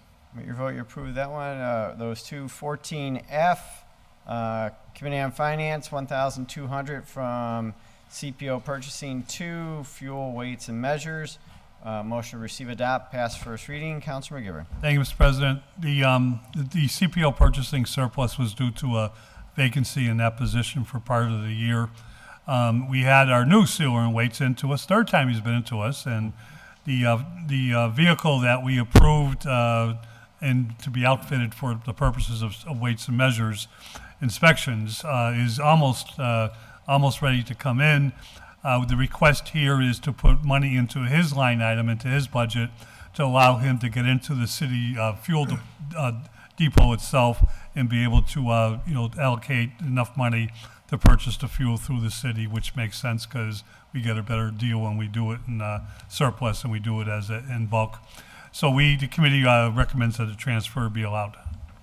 Councilor Tallman. Yeah, this individual, what a pick we got here, Mr. Gabrielli, really excellent person for this job, and it's really it's paying his job already. I mean, it's worth it. You go around anywhere now, you see, the gas stations, you see the pump with that sticker on there and the right date and his name on there, and just saw it the other day, and he comes in there with so much enthusiasm and so much drive, and it's really great to have an employee such as Mr. Gabrielli here with the city council.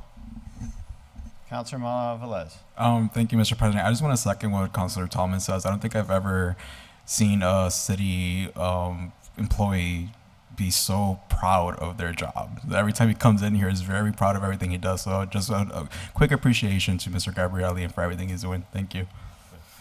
Motion is passed to first reading. All those in favor? Aye. All opposed? Motion to pass the second reading? Motion passes second reading. Clerk will call roll. If you vote yes, you're voting for 14F. Jordan. Yes. Maldonado Velez. Yes. McGee. Yes. McGivern. Yes. Murphy Ramboletti. Coelho. Yes. Israel Rivera. Yes. Jenny Rivera. Yes. Tallman. Yes. Bacon. Yes. Anderson Burgos. Yes. Bartley. Yes. Givner. Yes. Unanimous vote. You vote, you approve that. Is this the one, Councilman McGivern? Yeah, if I could, just, Mr. President, this is coming out of committee with a recommendation. We heard from the chief, we heard the request, why there's extra money in dispatchers is because of the E911 grant that is reimbursing the salaries as time goes on, creating the surplus in the line item. But the stipends were something new. The auditor raised a yellow flag. A lot of committee members asked questions. We went along with it, understanding the importance of it, because eventually the individual to get the stipends is about to retire after, decades, not years, for the city. And the knowledge that individual has is important to pass on to the person that replaces them. There's a couple mistakes, and I take responsibility, is I assumed that the union was involved and that there was, an understanding about this and it was okay. And there's some questions that have been raised that I think we need a timeout. And I would ask, if there's no further discussion, that we just table this so we can allow the law department to check into this. I'll second that. Motion was to table. It was seconded. All those in favor? Aye. All opposed? 14H, Committee on Finance, a request for $24,359 from Energy to Library. Motion to receive, adopt, pass first reading. Councilor McGivern. Thank you, Mr. President. Maria Pagan was in before us. The library, as I always quickly this time, but always try to note, is a different type of entity when it comes to municipal government. It's connected directly to state law. It's connected directly to some state funding. If the city portion is similar to net school spending, but the city portion is spent on the library itself. Don't get me wrong, the library is owned by the city. We are paying for the renovation of the library, and certainly the mayor, with our confirmation, appoints a lot of board of directors. There are friends of the library which raise a lot of money, and there are other things that pay for certain parts of library operations, which can be very confusing. And I'll be quite frankly, I've said this to Marie and I've said it publicly, always confusing. But we have extra money in the energy, gas, electric line item because other monies are going to be used to pay for that, depending on the type of winter that the library has. This particular position, the financial manager of the library, is part-time. It was cut from the budget of the library. I believe at the time the mayor felt that the position was vacant, and he was cutting vacant positions for the purpose of balancing the budget at that time. Maria has since gone back to the mayor, explained to him the need for this particular position itself. The mayor has agreed at this point in time that the position is needed and has agreed to allow it to be funded. And the individual does provide services in terms of the finances of the daily operation of the library itself, and so not the daily operations, but the payroll and other things that go on. And I'm missing this part bad, but it's something that the mayor agrees to. Maria is very adamant that she needs it to make sure that everything is kosher and balances out at the end of the year. The committee recommends that the transfer be allowed. Mr. President? Councilor Bartley. Can I just go through the chair to Joe again? Joe? Sorry, Joe. Yes. I don't tell me they have oil in that building. Do they use oil to heat the library? Because remember, Mr. President, when this is 10, 11 years ago when I got on the board, we still had oil here. In this, we don't do any more, Brenna. Correct. I think it's just a category. We did, but we actually use oil heat when we have a gas and electric that's perfectly, great. And so we amended that probably 10, 11 years ago, which is, I know Councilor Leahy was very involved with all that as well. So I'm just curious as to what, I see the oil on there. So does the library, or you know, Joe, whether or not they have oil? 100%, sure, I don't know, but I believe with the renovations that I don't think we use oil anywhere right now, unless the annex or some older schools have it, but I'm pretty sure they don't. The line item, name of the line item is probably archaic. Right. Gas, oil, electric. It never made sense because gas and electric is gas and electric. Oil should be separate. But I'm not 100% sure, Councilor Bartley, but I don't believe it's oil anymore. All right, I'll just ask, but thank you. All right. So motion is passed the first reading. All those in favor? Aye. Aye. Opposed? Oh, sorry, Councilor Rivera, I'm sorry. No, I just wanted to make a point on the Friends of the Holy Public Library. So I kind of see them as like a PTO for a school, right? Whatever funding they can't meet or whatever funding they need, they come together and they organize and try to raise funding to try to meet certain goals. They can't necessarily fund items like this because this is property of the city. The city should be maintaining these type of items. But if you're trying to organize certain specific events or trying to meet certain deadlines that have to do with growing the library, then ideally I would assume that the nonprofit would try to raise money and then come in and try to fill in the gap where the city can't fill in that gap, in a sense. Just in my understanding of the way it works. Councilor McGivern. I think that's said as well as anything I've heard in the last couple of years I've been sitting here. The one thing just to point out, though, is that cannot happen everywhere. It can happen with the library because of state law. The cities can't go out and solicit money and raise money, in that way. Friends of the library, Friends of Wistariahurst can. That's why they create the There's nonprofit. different laws that allow them to do it, and we have to be very careful about employees and who governs the employees and not let that cross over in case there's some problems down the road. But You are Councilor correct. Rivera, well said. I like that. All right, so motion is passed first reading. All those in favor? Aye. All those opposed? Motion to pass the second reading. Motion passed the second reading. Clerk call roll. If you vote yes, you're voting for 14H. Jordan. Yes. Maldonado Velez. McGee. Yes. McGivern. Yes. Murphy Ramboletti. Yes. Coelho. Yes. Israel Rivera. Yes. Jenny Rivera. Yes. Tallman. Yes. Bacon. Yes. Anderson Burgos. Yes. Bartley. Yes. Gibner. Yes. 12 yeas, unanimous vote. For your vote, you approve that. 14I is not there, right? Correct? 14I does not exist. We're on to Public Safety Committee. Nice. I was gonna ask, what's the Mass Munfin? That was at the special meeting. That's the outside consultant for the treasurer. All right, so 15A, Committee on Public Safety was referred in order. Communication is sent to the council as to when the rubbish at 27 Cabot Street will be cleaned up. Recommended has been complied with. Councilor Rivera. Thank you. 15A was an order filed by Councilor Maldonado Velez. I believe there was another order that was very similar to it, filed by Councilor Jordan and Puello too at the same time. So for some reason it's not on the agenda, but I guess I could explain for both right now, to be honest. So we brought in Sean Gonzalez from the public health department. He came in and he kind of elaborated on the. You're killing me over there right now. So I'm sorry. It's just like. So most of the building, according to Sean, most of the building has been cleaned up already. A lot of the debris and the hazard waste has been removed. There are some additional remaining debris around the elevator shaft. And it's killing me. I can't. So It's distracting when other people are talking. When Tell you're me trying to about it. talk. I think that was sort of my earlier point. Yeah. tell me about it. But yeah. Tell me about Welcome it. to my world. Yeah, but it's different when people are making points for 40 minutes and I'm doing it in the first 2 minutes of my point. I definitely. God help us. I don't I mean know. to interrupt. I am so sorry. It's that people were confused about the signatures.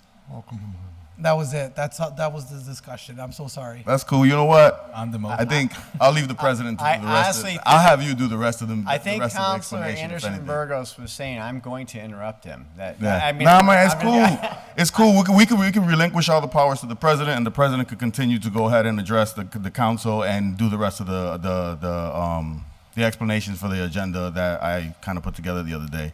I mean, it's whatever you guys want to do. It's up to y'all. It's no problem to me.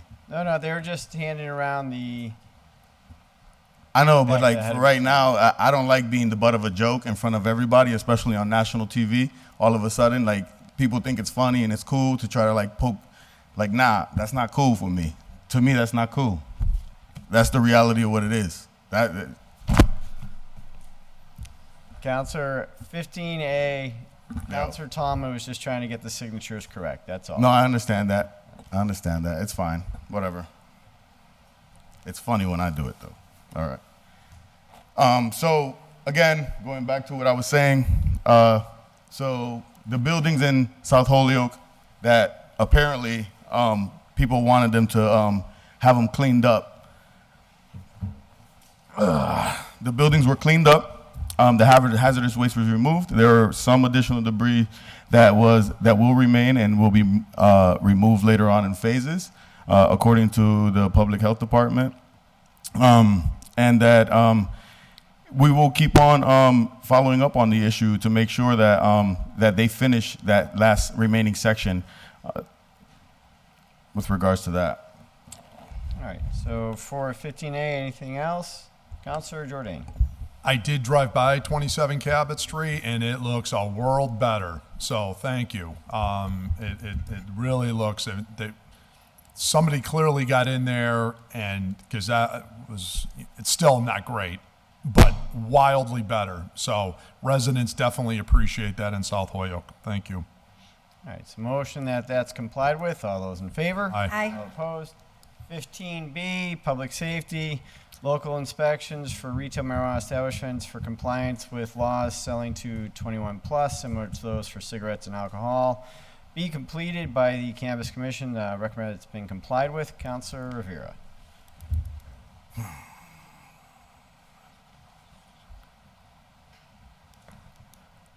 So this item, we recommended the order is complied with. We brought in Sean. Sean had a brief conversation, Councilor Vacan, I believe, and along with Councilor Puello filed this order.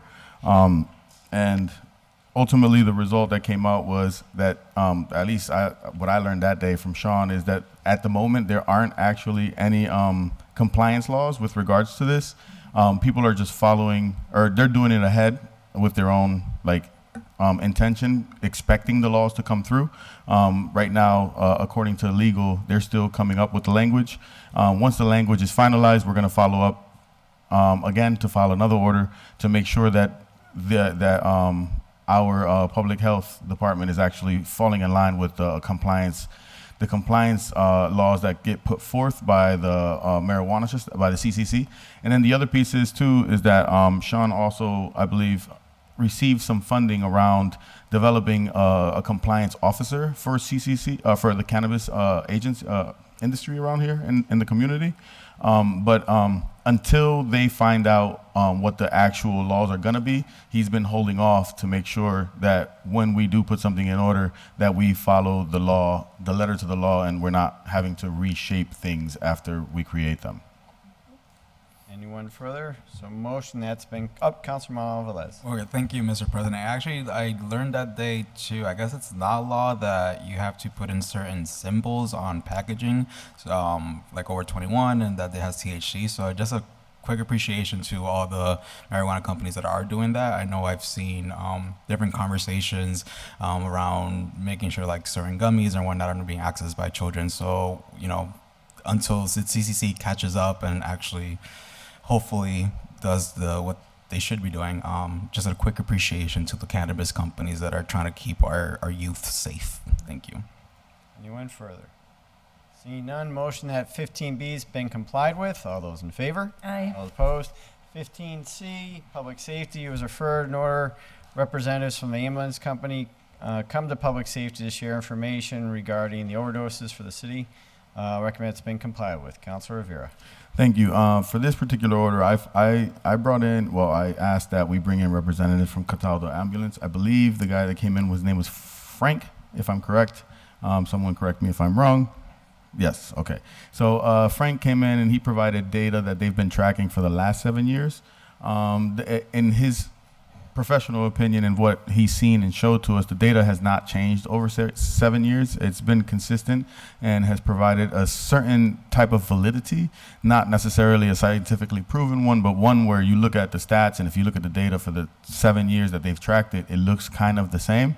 So allowing for someone that understands data to think that, or make the assumption that the information is valid. According to him, the 209 incidents that have happened over the last 9 months, which were overdoses, 89 are confirmed Holyoke residents. Their main source of information to find out whether or not they're Holyoke residents is whether or not these people that are being serviced have health insurance. If they have no health insurance, there is no way for us to find out where they are from or whether or not they're Holyoke residents. Narcan administration, they have percentages of 34% from the police department, 33% EMS, 20% by an average citizen or bystander, and 11% by fire department. So in a sense, the people that are delivering the most Narcan or saving lives, in a sense, are the police department, and then a close second is the ambulances, then the innocent bystanders, and then the last ones were the fire department. Age distribution-wise, between the overdoses, so they went and they looked at a lot of different data to try to how do you say, siphon out the information so that we can know what we're best dealing with. And according to them, the ages ranged, right? But the main average for them was between the ages of 30 to 40, right? And then, and it's a different, what Frank said is that we ideally are marketing to a younger crowd about being safe and about being abstinent, but in reality, we need to be focusing more possibly on an older crowd that's not at the senior level, but not yet at the very, very prime of becoming adults. It's in the middle. It's that middle phase, and trying to find out how we can allocate resources to make sure that we are educating that age group around the dangers of possibly taking over-the-counter medication that can get you spiraled into in a situation that you do not want to be in, more or less. And then they also put out a percentage of how many people actually had insurance, right? There was 76% of the people that had the overdoses, had 76% of them had public insurance, 2% had private insurance, 21% had unknown, which in their terminology meant that they didn't have any insurance. Marital status was 63% of them were single, 3% were divorced, 3% were married, and 1% widowed. So, and then ethnicity-wise, 60% of them were Latino, 25% were Caucasian, 9% were unknown, and 4% were African American. So in a sense, me following the order, I think allows, and I'm not saying it that way, what I'm trying to get across here is there is some data points that we need to pay attention to as a community, and in order for us to be able to combat the issues that we're combating with regards to vagrancy, homelessness, substance abuse, we need to know this data and pay very close attention to it. This is not the only source of data that we have in this community. In that last meeting, I think Councilor Vacan had referenced some data points that the police department had came up with a while back. I think taking some of those data points, some of the data points that got put together by Cataldo, and as well as any other ones that we can try to flush out throughout the process, would allow for us to have a better foundation as to how best to proceed when we're dealing with these type of, with the demographic, in a sense, in the community of Holyoke. That's pretty much what I have for that. Councilor Bacon. Thank you, Mr. President. Thank you for that summary. And I would just like to add a couple of points. So a sad but interesting statistic was also that a number of people are well known to the ambulance service because they're ODing a number of times in a day, and they're habitual long-term addicts. And so there is really one unique group that is known in that regard. The other key point, and this has been addressed with our police department in a prior meeting, I can't remember who else was there, but significantly that a great majority of the overdoses that occur in Holyoke are not residents of Holyoke. And that brings in the whole other aspect of drug use and dealing. And the problem that Holyoke is a one-stop shop for getting your drugs, unfortunately taking them right here, unfortunately dropping the needles where they are, and then ODing on our streets. So I'm really applauding the recent endeavors that have taken some of these dealers out of our community, even if it's just temporarily, at least it's something. But I really think it begs for the continued collaboration between the service providers, the police, and of course the willingness of the people who are addicted to accept services. So it's a very complicated problem, but the more information we can get, the better. And hopefully working together, if we focus on also the preventive aspect, we will have hopefully fewer people becoming part of that chronic user group. Thank you. Councilor Maldonado Velez. Thank you, Mr. President. That was to Councilor Rivera. That was a great meeting. There was a lot of information that was given. As far as one of the data points, well, I guess going back to Councilor Bacon's point, it is a complicated issue. I don't think we'll have an answer right away. But I do know that one thing that is important is bystanders actually having access to things like Narcan and training, because one of the data points, we have a lot of police doing it, and as we have discussed, there are plenty of other issues that police can be dealing with in our community that is not necessarily have to do with overdose. So I do appreciate seeing the numbers of bystanders that are actually intervening and administering Narcan. So I just want to give a sort of a public information to everyone that there are trainings happening in our community. Holyoke Health Center, I believe, Tapestry, Wildflower Alliance, these are all places that Narcan can be found, distributed, you can be trained, and you can also go to the pharmacy. CVS sells Narcan, just ask that the pharmacist gives you a little training on it, because the more that we can do as bystanders, as community members to really help our people, the better we'll be off as a city. Thank you. And one point I forgot to add to the presentation was that the number of actual bystanders that are implementing or using the Narcan is actually probably a lot higher, because when they've gone and they've called them, they would tell them, hey, this is the third time they did it this week, and those other 2 times weren't reported. So at the end of the day, the numbers on bystanders are probably way higher than they're supposed to be, because they've already saved the guy or the person 2 or 3 times that same week, right? So that was a point I forgot to point out, and Councilor Bacon and Councilor Maldonado just reminded me. Thank you. Anyone further? Motion has been complied with. All those in favor? Aye. All opposed? 15D, Committee on Public Safety was referred to Mayor Organized Advisory Committee that works in collaboration with Public Health Department and Public Safety Committee to work on reentry services for reentering society, specifically with the City of Holyoke. Recommend it's been complied with. Councilor Rivera. So yeah, I filed this order with the hopes of getting the Public Health Department and the mayor to come together and possibly with the council discuss how best to move forward with developing some sort of department that would allow for us as a city to work with citizens that are coming back or reintegrating back into our society.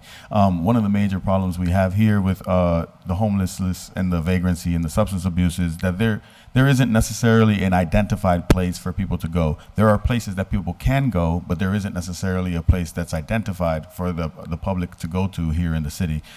If you go to Springfield, they would literally guide you to AISS, which is called, I believe, it used to be called After Incarceration Support Services, but they changed the name to all-inclusive support services, I believe now.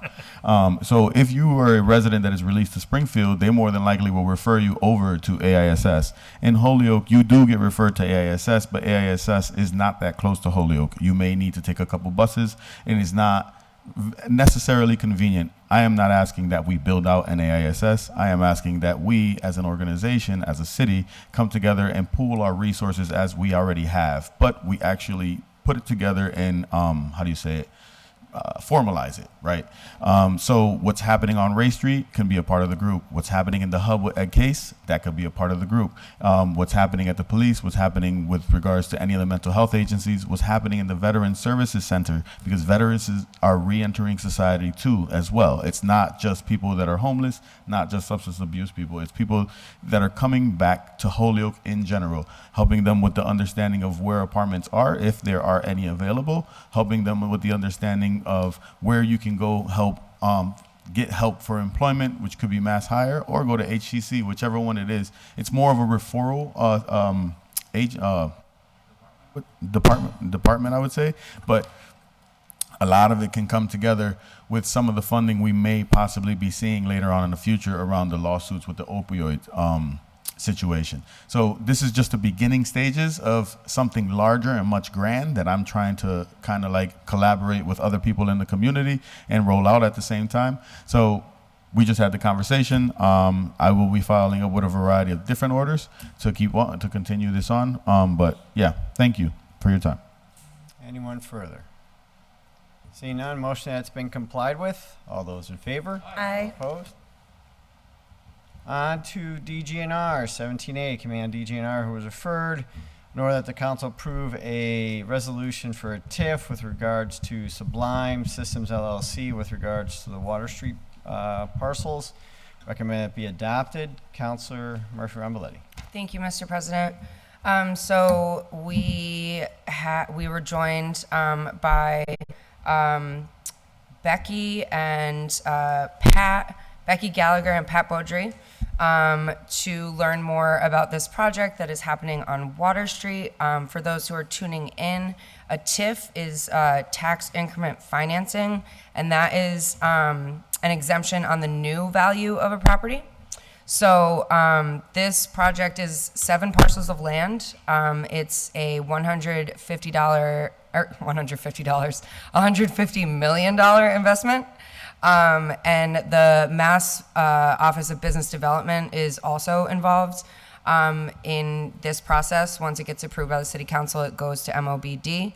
The schedule for this, I'll back up and tell everyone what Sublime is.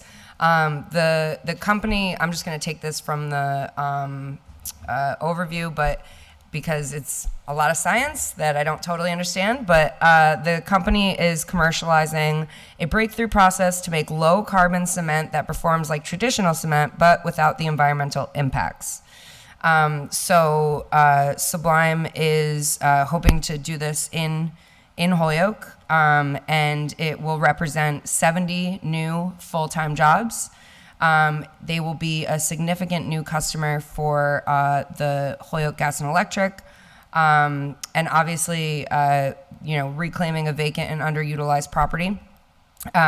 So the schedule itself would not take effect until the company owns the property. And the schedule is, it would start at a 90% exemption on the new value. In the first year, 70% in the second year, 50% in the third year, 30% in the fourth year, and 10% in the fifth year. So there were some questions about how the materials were going to be transported in. There was definitely questions around environmental impacts and the noise that might come from that, especially in that area of the city. And there's discussion about them possibly using Water Street for access through and the possibility of expanding the rail access. But overall, it seems like a great project. We appreciate their investment, and the committee voted to send this to the full council favorably. So that's my update. Thank you. Anyway, Councilor Bartley. Yeah, so we had a very good discussion. This has been before us for a while, and so what this is doing is giving them a tax break on the real property, and on the new part of it. So it'll be the new growth will be the tax break, and it's a 5-year step down for it. One of the curveballs they threw in was there was a tax break on the personal property as well, which that was inserted into the resolution at the last minute, just a couple hours before the DGR meeting. So I was a little bit taken aback by that, and on top of that, because that's something that has to be approved in Boston. And then the question we raised to the OPED department head was, well, for personal property taxes, can Boston make a decision, a vote on whether or not the city of Holyoke gets to collect the personal property tax? And so I didn't get that answer. I don't have an answer to that. I'm not saying I want to table this, Mr. President, for that answer, but it's a it's an open question, and I don't know what other councilors want to do, and if there was a motion to table, I'd consider it, but until we got an answer on how the personal property tax decision is adjudicated, whether it's done at our level or is there a vote in Boston that affects how Holyoke can collect personal property taxes. We don't know that answer. On top of that, the whole thing about I appreciate their argument relative to, we want to reduce carbon emissions. Well, that's all well and good, Mr. President, except you're going to have diesel trucks pounding down Water Street with all the materials they got to haul in to grind all this stuff to make the cement. So meanwhile, the carbon emissions for planet Earth go, are reduced apparently because it's better cement. But you've got diesel trucks hammering down the wards 1 and 2 to get to Mill Street, where we have talk about asthma rates and we talk about other issues. Well, there's no real resolution to that. There is some talk that they might be able to put it on rail beds, and so all I can say is that we strongly encourage them to see what they can do in terms of getting the materials into Holyoke on rail as opposed to diesel trucks. The rest of it is, I thought the application was pretty fair to the city. Nothing's going to happen, Mr. President, for a couple of years until they acquire ownership. I did mention at the meeting that at least the current property taxes, which are somewhere just slightly north of $100,000, are now been repaid to the city. So that's one benefit that the city got out of this. So, it's a good business deal for the current owner. I think when they buy it, I think it'll be a good business deal for them. And creating jobs for the city. How can we say no to that? But let's not pretend that this is some sort of a panacea, or is this some sort of a wonderful carbon reducing situation for everybody except for downtown Holyoke. It's a there's give and take on this, and I think we have to be aware of it. The personal property tax stuff, like I said, Mr. President, I would wish we had an answer tonight, but we don't. So I'll support this now, but if somebody has more information on the personal property tax, I certainly would like to hear it. Councilor Maldonado Velez. Thank you, Mr. President. Excuse me. Definitely hear the environmental impact. First of all, I want to thank Mr. Boudry for reaching out to different councilors, different organizations that are doing this environmental work in our city, and actually sitting down and meeting with them prior to even submitting this. I think it's fair, the argument around like the diesel trucks coming, particularly in downtown where there's a huge asthma rate. I do know there's a couple, from what I just heard, and I'm under the assumption that it'll be a couple years before it actually starts operating and whatnot. So, hopefully by then there would be, we're talking about electric trucks, or maybe the rail system in our state will actually start, getting completed as many people have wanted. So definitely hear the environmental impact, but I do know this is an organization that their focus is on the environmental impact. So I just hope that they, they've heard Councilor Bartley's concerns around the diesel truck, and that they will do the best they can to reduce emissions completely, not just on the development of the cement, but just on their operations as a whole as well. So I'm definitely in support of this for the simple reason as well that, as I mentioned earlier, they reached out to different people, different groups within our city that have been doing this environmental work, and I haven't heard any negative per se, but I would also, if it does come up, then we can bring it back. But thank you. Councilor Rivera. Thank you. I would like to echo what both councilors recently mentioned about the environmental impact. Also thank Mr. Boudry, who's working in collaboration with Sublime, for setting up meetings with myself and a variety of other councilors, as well as some organizations that are closer in working with the demographic that it'll be housed in. So I think for me, one of the main sticking points is the environmental impact. If I'm not hearing something around like what the impact could be, if they just literally totally ignore it, I would probably be inclined to vote no for it. But otherwise, I think that the way they came about it, the way they came into the community, they want to work with everybody. They're trying to be as transparent as they have been, I would say, so far. And it's in my opinion, it's been a lot more transparent than a lot of other industries that have moved into Ward 1 or Ward 2, more or less. So for now, I will be voting in favor for this, but if other things come through that I do not feel like is representative of the community, then I probably might change the way I vote in the future. Thank you. Councilor Murphy-Ramboletti. Yeah, thank you, Mr. President. I just wanted to, reiterate that this is the first step in a long process, and that I think we all have the same concerns. We all talked about it that night. Everyone that was there talked about it, and yeah, this is one step in the process. They still have to get approval from MOBD. This is just us moving things forward, and I do believe that, Pat Beaudry and Becky both have said that they really plan on doing a lot more community engagement, a lot more community outreach, talking about jobs, talking about all of the concerns within the community. So if folks have not connected with them, I encourage folks to. So that's all. Anyone further? Councilor McGivern. Just like to speak in favor of the TIF. I believe in TIFs when the correct investment is made by the requester of the TIF, and this $150 million is one of the biggest investments I've heard for anybody that comes and has asked the city for a TIF itself. The amount of jobs is just the beginning, as we were told, 70, but it's not just 70 jobs. The salary jobs start 12 of the 70 at 40,000. 49 of the 70 are going to start at 70,000. There's going to be 8 supervisors, I guess, would be around 80,000, and someone heading up the plant at 165,000. Good jobs, good salaries, good investment in the community. The TIF allows the purchase, allows the engineering, allows the necessary development of the property to take place while they divert some of the property tax for the period of time.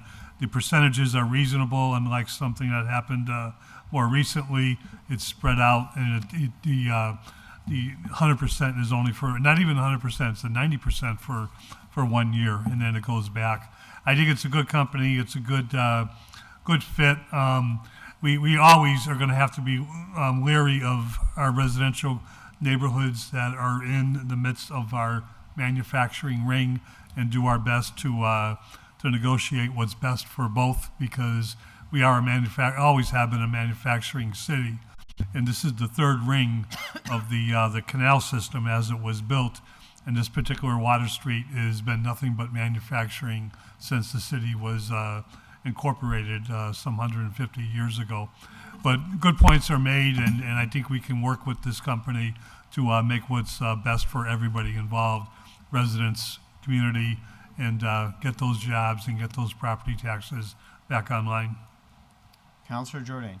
Yes, Mr. President, I'll be voting in favor of this. This is, when we do these tax incremental financing deals, these are strategic investments by the community for targeted areas. This one here has some nuances to that property. This is a major development. This is positive for jobs. Obviously, we have to be smart about these things. We have to make sure that there's good follow-up, that the jobs actually happen, that representations and things that are done, because we're giving up a lot of tax revenue to invest here to get this thing seated. But absolutely, I think this is great for the community. We welcome them to Holyoke. We look forward to them being a great success. I did just want to say procedurally one thing, though. When we vote to grant this, we vote to grant this, okay? There is no, oh, and a year later we can come back and we changed our mind. What we need to have is compliance to make sure that there's actual follow-up to the representations that are made to us, and that things that people say are gonna happen are happening, and making sure that these things are put into these tax incremental financing agreements. So I'm counting obviously on between OPED and the law department and the other people and the mayor to make sure that those type of representations all get in here. I'm confident that they're going to do that. But happy to support this tonight. I look forward to them being a great success, and hopefully by them, other developers seeing that we're seeing this type of manufacturing, industrial development in the city, it will begin to spur a culture of development, which is exactly what this community needs to raise its tax base for our long-term sustainability. So thank you to Sublime, thank you to our various departments that were involved in this, and happy to support and endorse their work. So thank you. Councilor Tallman. Thank you, Mr. President. I got a chance to watch this meeting. It was about an hour and a half discussion, and everything that I heard was really looked very good on the city's part. And Councilor Bartley did bring up some good points that night and tonight about the personal property tax, and it's something that we have to look to. But as far as getting jobs in an area of Holyoke that really needs jobs and development, and hopefully this will spur other companies to look at, to come into Holyoke to make their footprint here, and to really help to bring the manufacturing industrial part of our city into a new way of doing business in Holyoke. And it's not just the jobs, it's what's happening in that area of the city, developing it, and we do have to, as Councilor Jordan stated, we do have to follow up and make sure that they're doing what they're promising doing. As far as jobs, as far as traffic, as far as how they get their product into our city is very important, especially for that neighborhood. So, very much in favor of this. Anyone further? Seeing none, clerk will call the roll. If you vote yes, you're voting for the TIF. Jordan? Yes. Maldonado Velez? Yes. McGee? Yes. McGivern? Yes. Murphy-Ramboletti? Yes. Coelho? Yes. Israel Rivera? Yes. Jenny Rivera? Yes. Tallman? Yes. Bacon? Yes. Anderson Burgos? Yes. Bartley? Yes. Givner? Yes. Unanimous vote. With your vote, you approve that one. 17C, Committee on DGNR is referred. A special permit application for a nail salon at 222 West Franklin Street. Recommend that special permit be granted with the following conditions: that the hours of operation are Tuesday to Friday, 9 a.m. to 6 p.m., Saturday, 9 a.m. to 3 p.m. There will be no signage. All customers will park in the driveway. Motion is to receive, adopt, and grant the special permit with the conditions. Councilor Murphy-Ramboletti. Thank you, Mr. President. We were joined by Marisol Figueroa, who applied for this special permit to run her nail salon out of her house. Marisol explained to us that she does not plan to have more than one client in her space at a time, and it's one client per hour. She does not plan to have any other employees. She agreed that she is not planning to have any exterior storage or signage.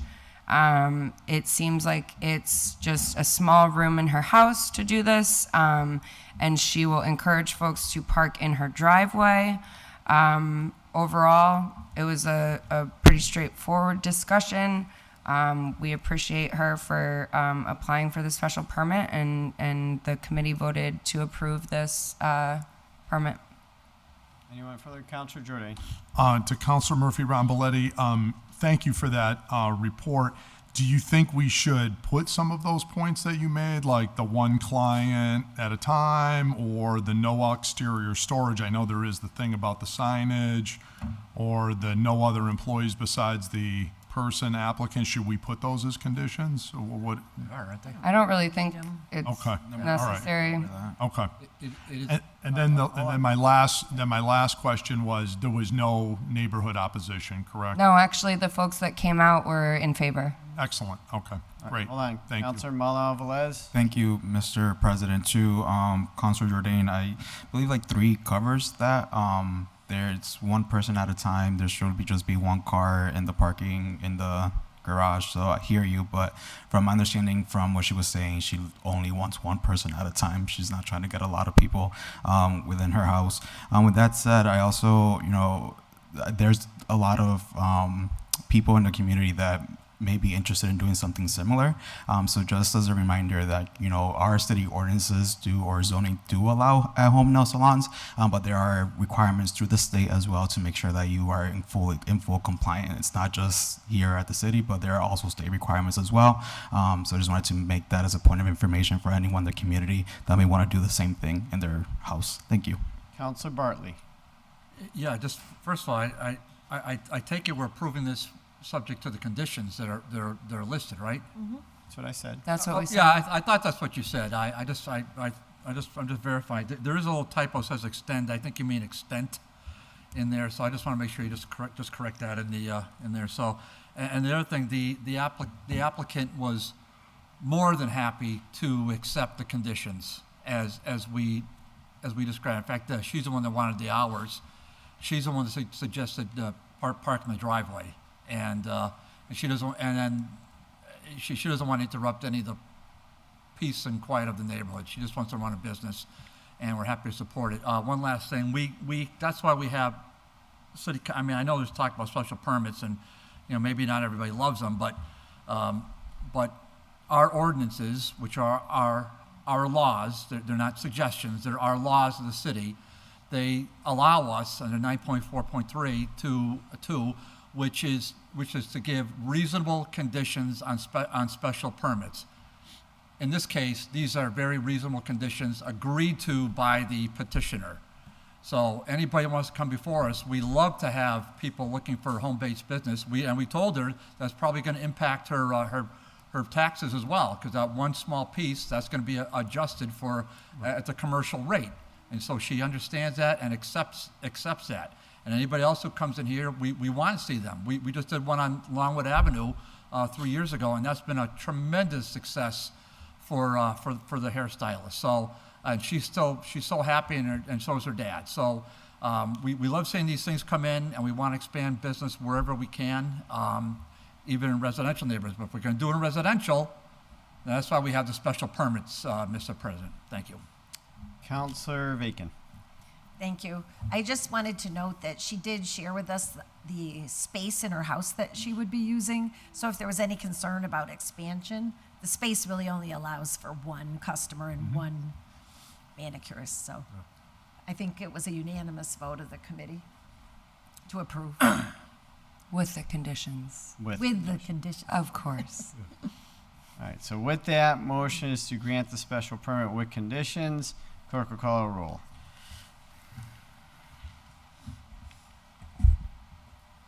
Jordan. Yes. Maldonado Velez. Yes. McGee. Yes. McGivern. Yes. Murphy Ramboletti. Yes. Coelho. Yes. Israel Rivera. Yes. Jenny Rivera. Yes. Tallman. Yes. Bacon. Yes. Anderson Burgos. Yes. Bartley. Yes. Givner. Yes. Unanimous vote. We vote you approve the special permit. 17D, DGNR, who was referred in order to invite in Thomas Irwin from Paint Care Mass to discuss pending state legislation to create a statewide painting recycling program. Recommend it's been complied with. Thank you, Mr. President. I learned a lot this evening. I did not know about the certain types of waste and how expensive this can be for a municipality. So we had a presentation, as you mentioned, from Mr. Irwin, and we appreciate him taking the time.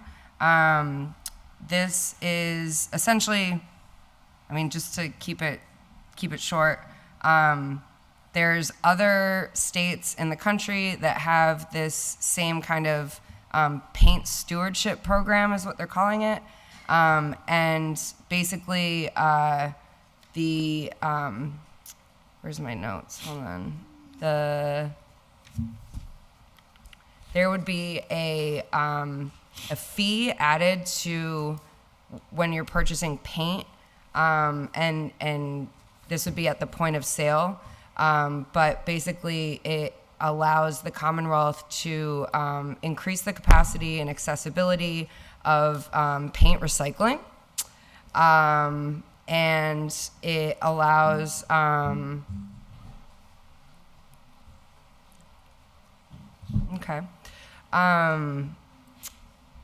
it would allow the Commonwealth to join a lot of other people in New England who have an existing paint stewardship program. It allows people to safely return their paint, and the city doesn't have to pay for disposing of it. So the committee voted that this was complied with. We didn't take a vote or anything on it. It was more just for informational purposes. Okay, anyone further? Councilor Rivera. Yeah, I'm the one that filed this order. Mr. Irwin had reached out to me around trying to get it on there because I'm the chair of public safety, and apparently I think that possibly has something to do with safety here. So my understanding from Mr. Irwin too as well is not to kind of repeat everything that Councilor Murphy Ramboletti. I'm used to it, it's fine. I'm sorry, I'm not trying to. All right, so anyways, so my understanding of the program pretty much is, like she had mentioned, it's going to be somewhat of an extra charge on top of what we pay in the space. I mean, when we buy paint. But right now, the way it actually functions is that we have to discard our own paint ourselves individually as citizens, and most people don't necessarily know how to discard paint the proper way. So I'm not going to say little because it could be a lot for some people. This fee added to the paint when you purchase it allows for the Commonwealth to be able to contract with people that are actually selling the paint as well to take in the paint so that the Commonwealth can get rid of the paint and dispose of it in a more healthier and recyclable manner. I thought the project was a pretty great idea. I think Councilor Bartley had recommended him to work with the law department and some of us to create a resolution around it. He reached out to me the other day and he said that that's what he's going to work on. So yeah, Thank you again. Councilor Bartley. Yeah, I thought it was a good meeting. But Mr. Irwin came all the way down here from Dalton. And this is a very educated, accomplished person, and he's doing this basically on a volunteer basis, and because he has grave concerns about the environment. And so we tip our hat to him. And I just simply said to, and he knows all this has to happen, Mr. President, in Boston, right? It doesn't happen here, right? But if I said to Mr. Irwin, if you said the way we do it here is that instead of writing a letter, we could pass possibly a resolution, and we can send it to our state delegation. And he said he would work on it, and I said, well, send it to me, and I'll try to work on it, and we can maybe file as a communication for a future city council meeting. And if it makes sense to everybody, if we get it in timely fashion, maybe we can just pass it on the floor at a next meeting. Otherwise, if not, we can just send it to committee and tweak it up and then bring it back. It's a very small tax. I did point out that, Mr. President, as you know, we have a wonderful facility, the city barn, and most people in Holyoke, when they dispose of their paints, they either bring it back to Sherwin or wherever, or they can bring it to the city barn and dispose of it in a sensitive way to the environment. So we're fortunate in that regard, is that we have that facility, and so many contractors use that amenity on a regular basis. So. But many communities don't. But what he said it's made a lot of sense. There's a very minute additional fee I think it's 50 cents or $1, whatever it is, and so, but that should have a pretty large impact, and if we can help out the environment in some small way, I think it makes sense. Thanks. Anyone further? Seeing none, motion that's complied with. All those in favor? Aye. Opposed? 17E, Committee on DGNR, who has referred that Nueva Esperanza please be invited in to present their plan to the public for the $150,000 ARPA reward they received. Motion has been complied with. Councilor Murphy-Ramboletti. Thank you, Mr. President. We were joined by several board members from Nueva Esperanza. We were also joined by Valley Opportunity Council Executive Director Steve Huntley. It was actually the Valley Opportunity Council that applied for the funding and was awarded the funding. Steve and Kayla, who's the Executive Director of Nueva Esperanza, gave an overview of what they hope to use the funding for. This is for the El Mercado space, which is located on Main Street. They mentioned that they are hoping to make some HVAC and structural improvements to the space. Their goal is that the space can be sort of a cultural hub in the community that promotes arts and culture, specifically around Main Street, but throughout all of Holyoke. And just kind of complement the work that they do in the community. And so they don't have all of the details planned out, but they are working with the appropriate people. It was a good opportunity for us to hear more about the project. The committee voted in favor that this was complied with. Thank you. Councilor Paula. Yeah, thank you, Mr. President. Thank you, Madam Chair. I want to thank Nueva for coming down and giving their explanation. Just really quick, I just want to point out that El Mercado is owned by Nueva Esperanza. I think that's important. And then the last point is that I followed up with Alicia Zeller at the Office of Community Development, and she made a number of requirements to them as far as reporting and a lot of information that's got to be passed on before they receive any funds. So she's going to make sure that the community knows and that we're all aware of the answers that they give before any money's actually transferred. Thank you. Councilor Malo-Velez. Thank you, Mr. Chair, and thank you, Councilor Boyer, for filing this order. I do understand they have until December 29th to meet the conditions and execute the ARPA agreements. I just hope that when we next year do this again, I think the community should know how ARPA is being used, that we invite more of the organizations that are being funded by ARPA so we can get a whole picture of how ARPA has been used in our community. Thank you. Anyone further? Motion that's been complied with. All those in favor? Aye. All opposed? No charter and rules, no joint committee, so we're on to motions, orders, and resolutions. It's going to committee. Don't debate it.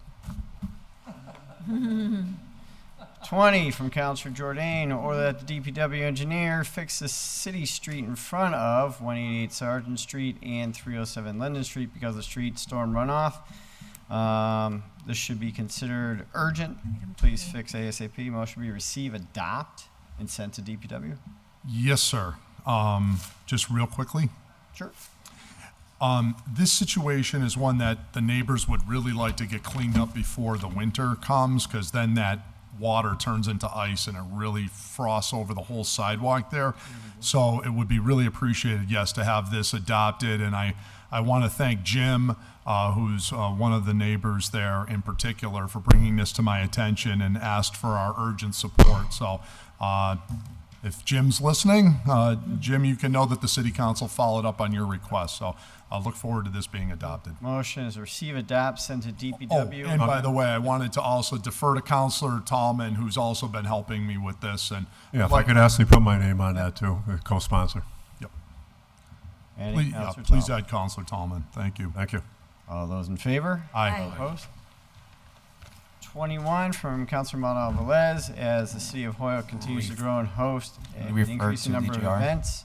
What was that? And refer to DGR, copy to ordinance. All right, so this is to go to DGNR. All those in favor? Aye. All opposed?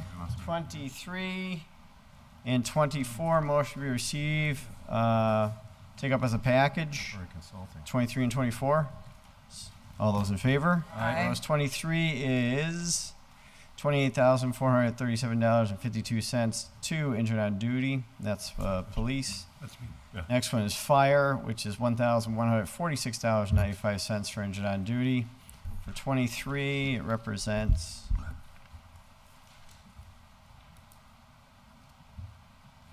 $11. Wow. For 24, $1. Motion to be receive, adopt, pass first reading. Councilor McGivern. Yeah, it would, excuse me, Mr. President, it would make sense to adopt these this evening, as we do almost every meeting.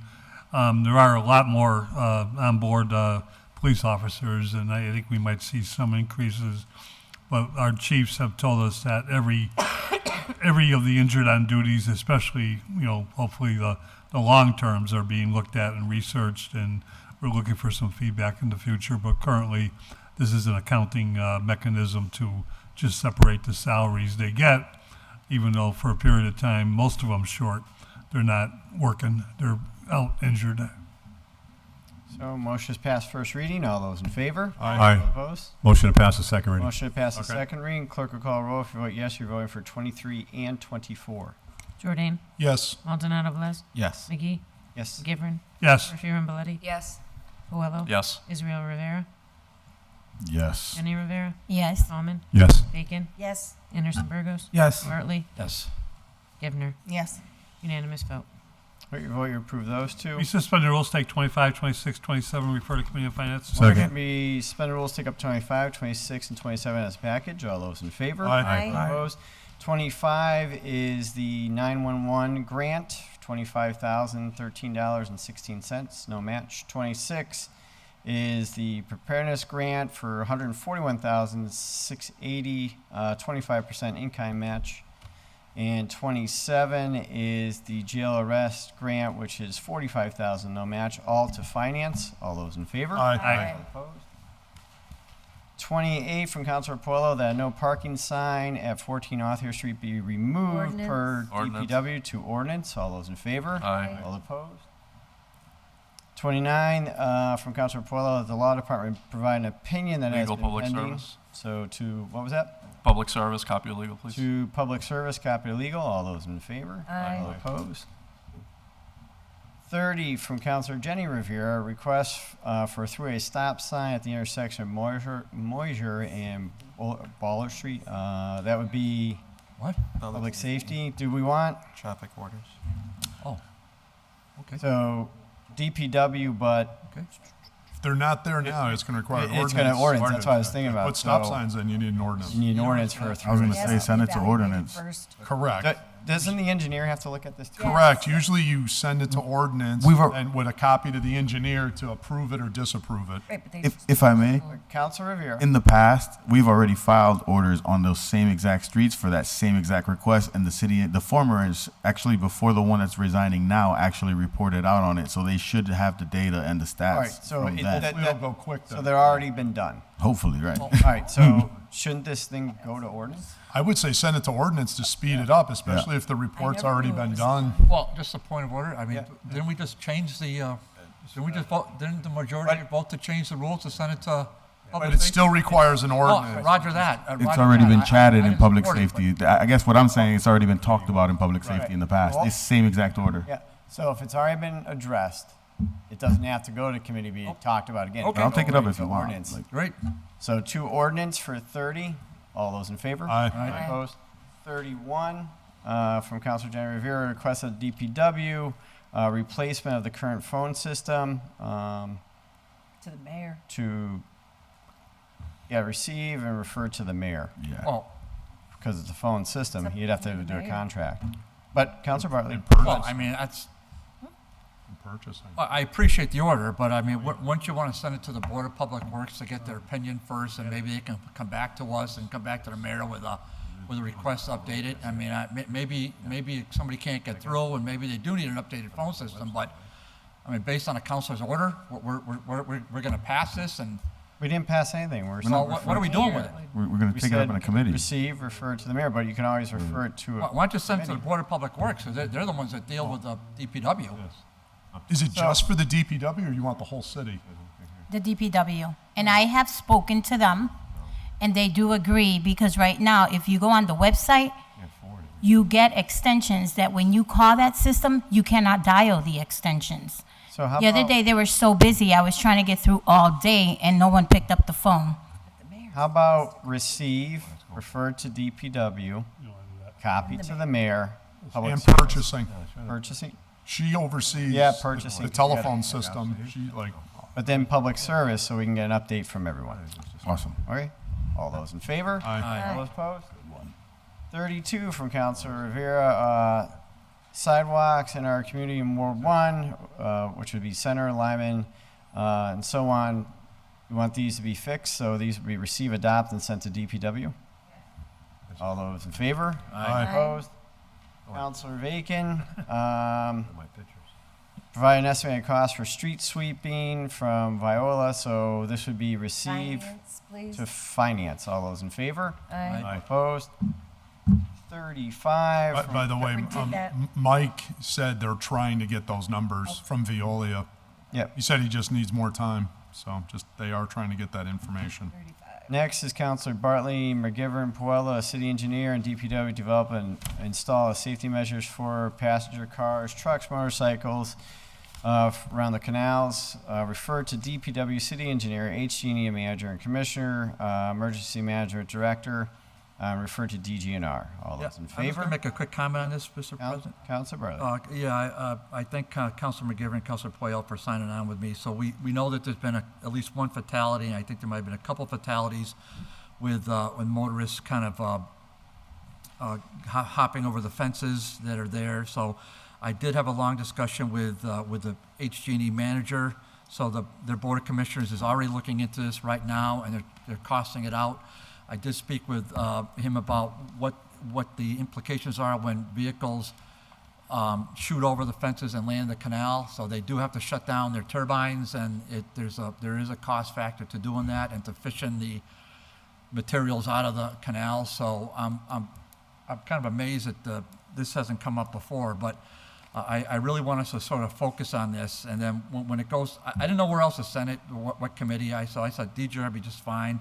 But hopefully it'll get referred to Public Works and Engineer and whomever else, and we can get the HG&E, especially Mr. Lavelle, to come in and give us his thoughts. Because there is a cost to this, and we know that. And I think it'd be a very expensive cost. But we have to sort of figure out, how we can make that area safer. One last thought. Former Councilor Sullivan, he witnessed the most recent one where a person, had a medical issue, drove into the canal, and he tried to save the person's life, and he was unsuccessful. But you stand by that canal, and that water just rushes by. It's amazing how quick that current goes. And so I know he's still pretty Mike's still pretty heartbroken over it because it happened right in front of him. So, so based upon that, we filed the order, and so let's see if we can maybe tighten this up. Thanks. Councilor Rivera. First, I would like to be added to this order.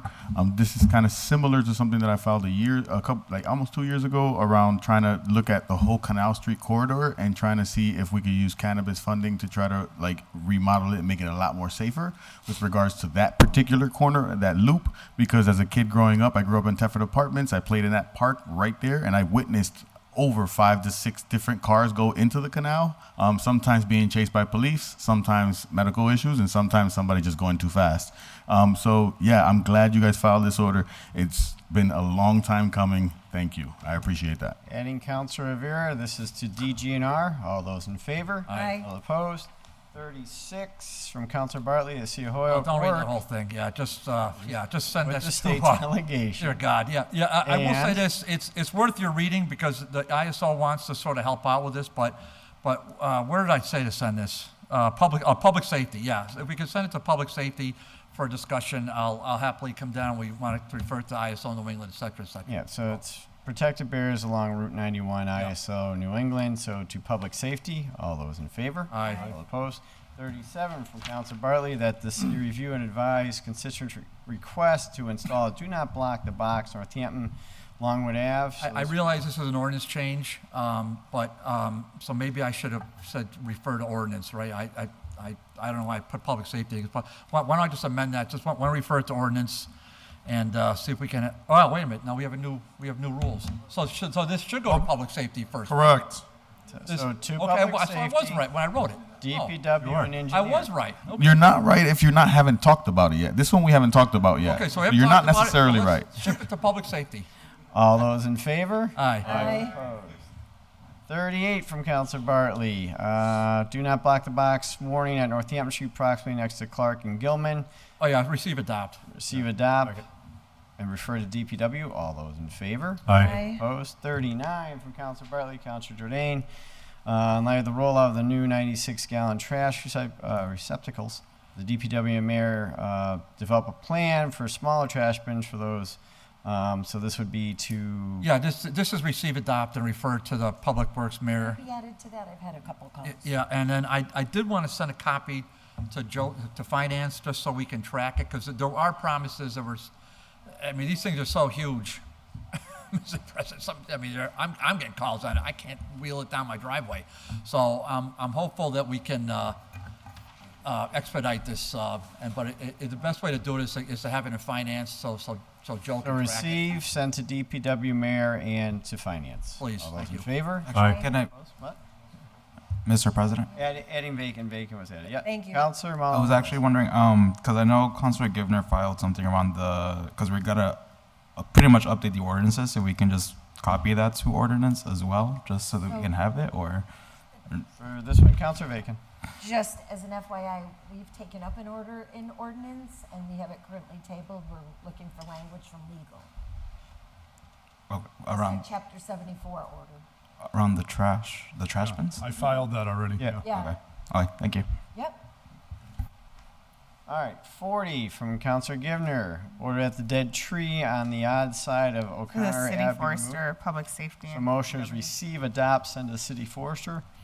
You want a copy I to want a public copy safety? to public Okay. safety and a copy to DPW. A copy. All those in favor? Aye. Aye. Opposed? 41 from Counselor Givner. Do not block the box. Street markings at Beacon and Pleasant. So this would be Public safety. to public safety. So copy to the engineer and DPW. All those in favor? Aye. Aye. Opposed? 42 from Counselor Givner.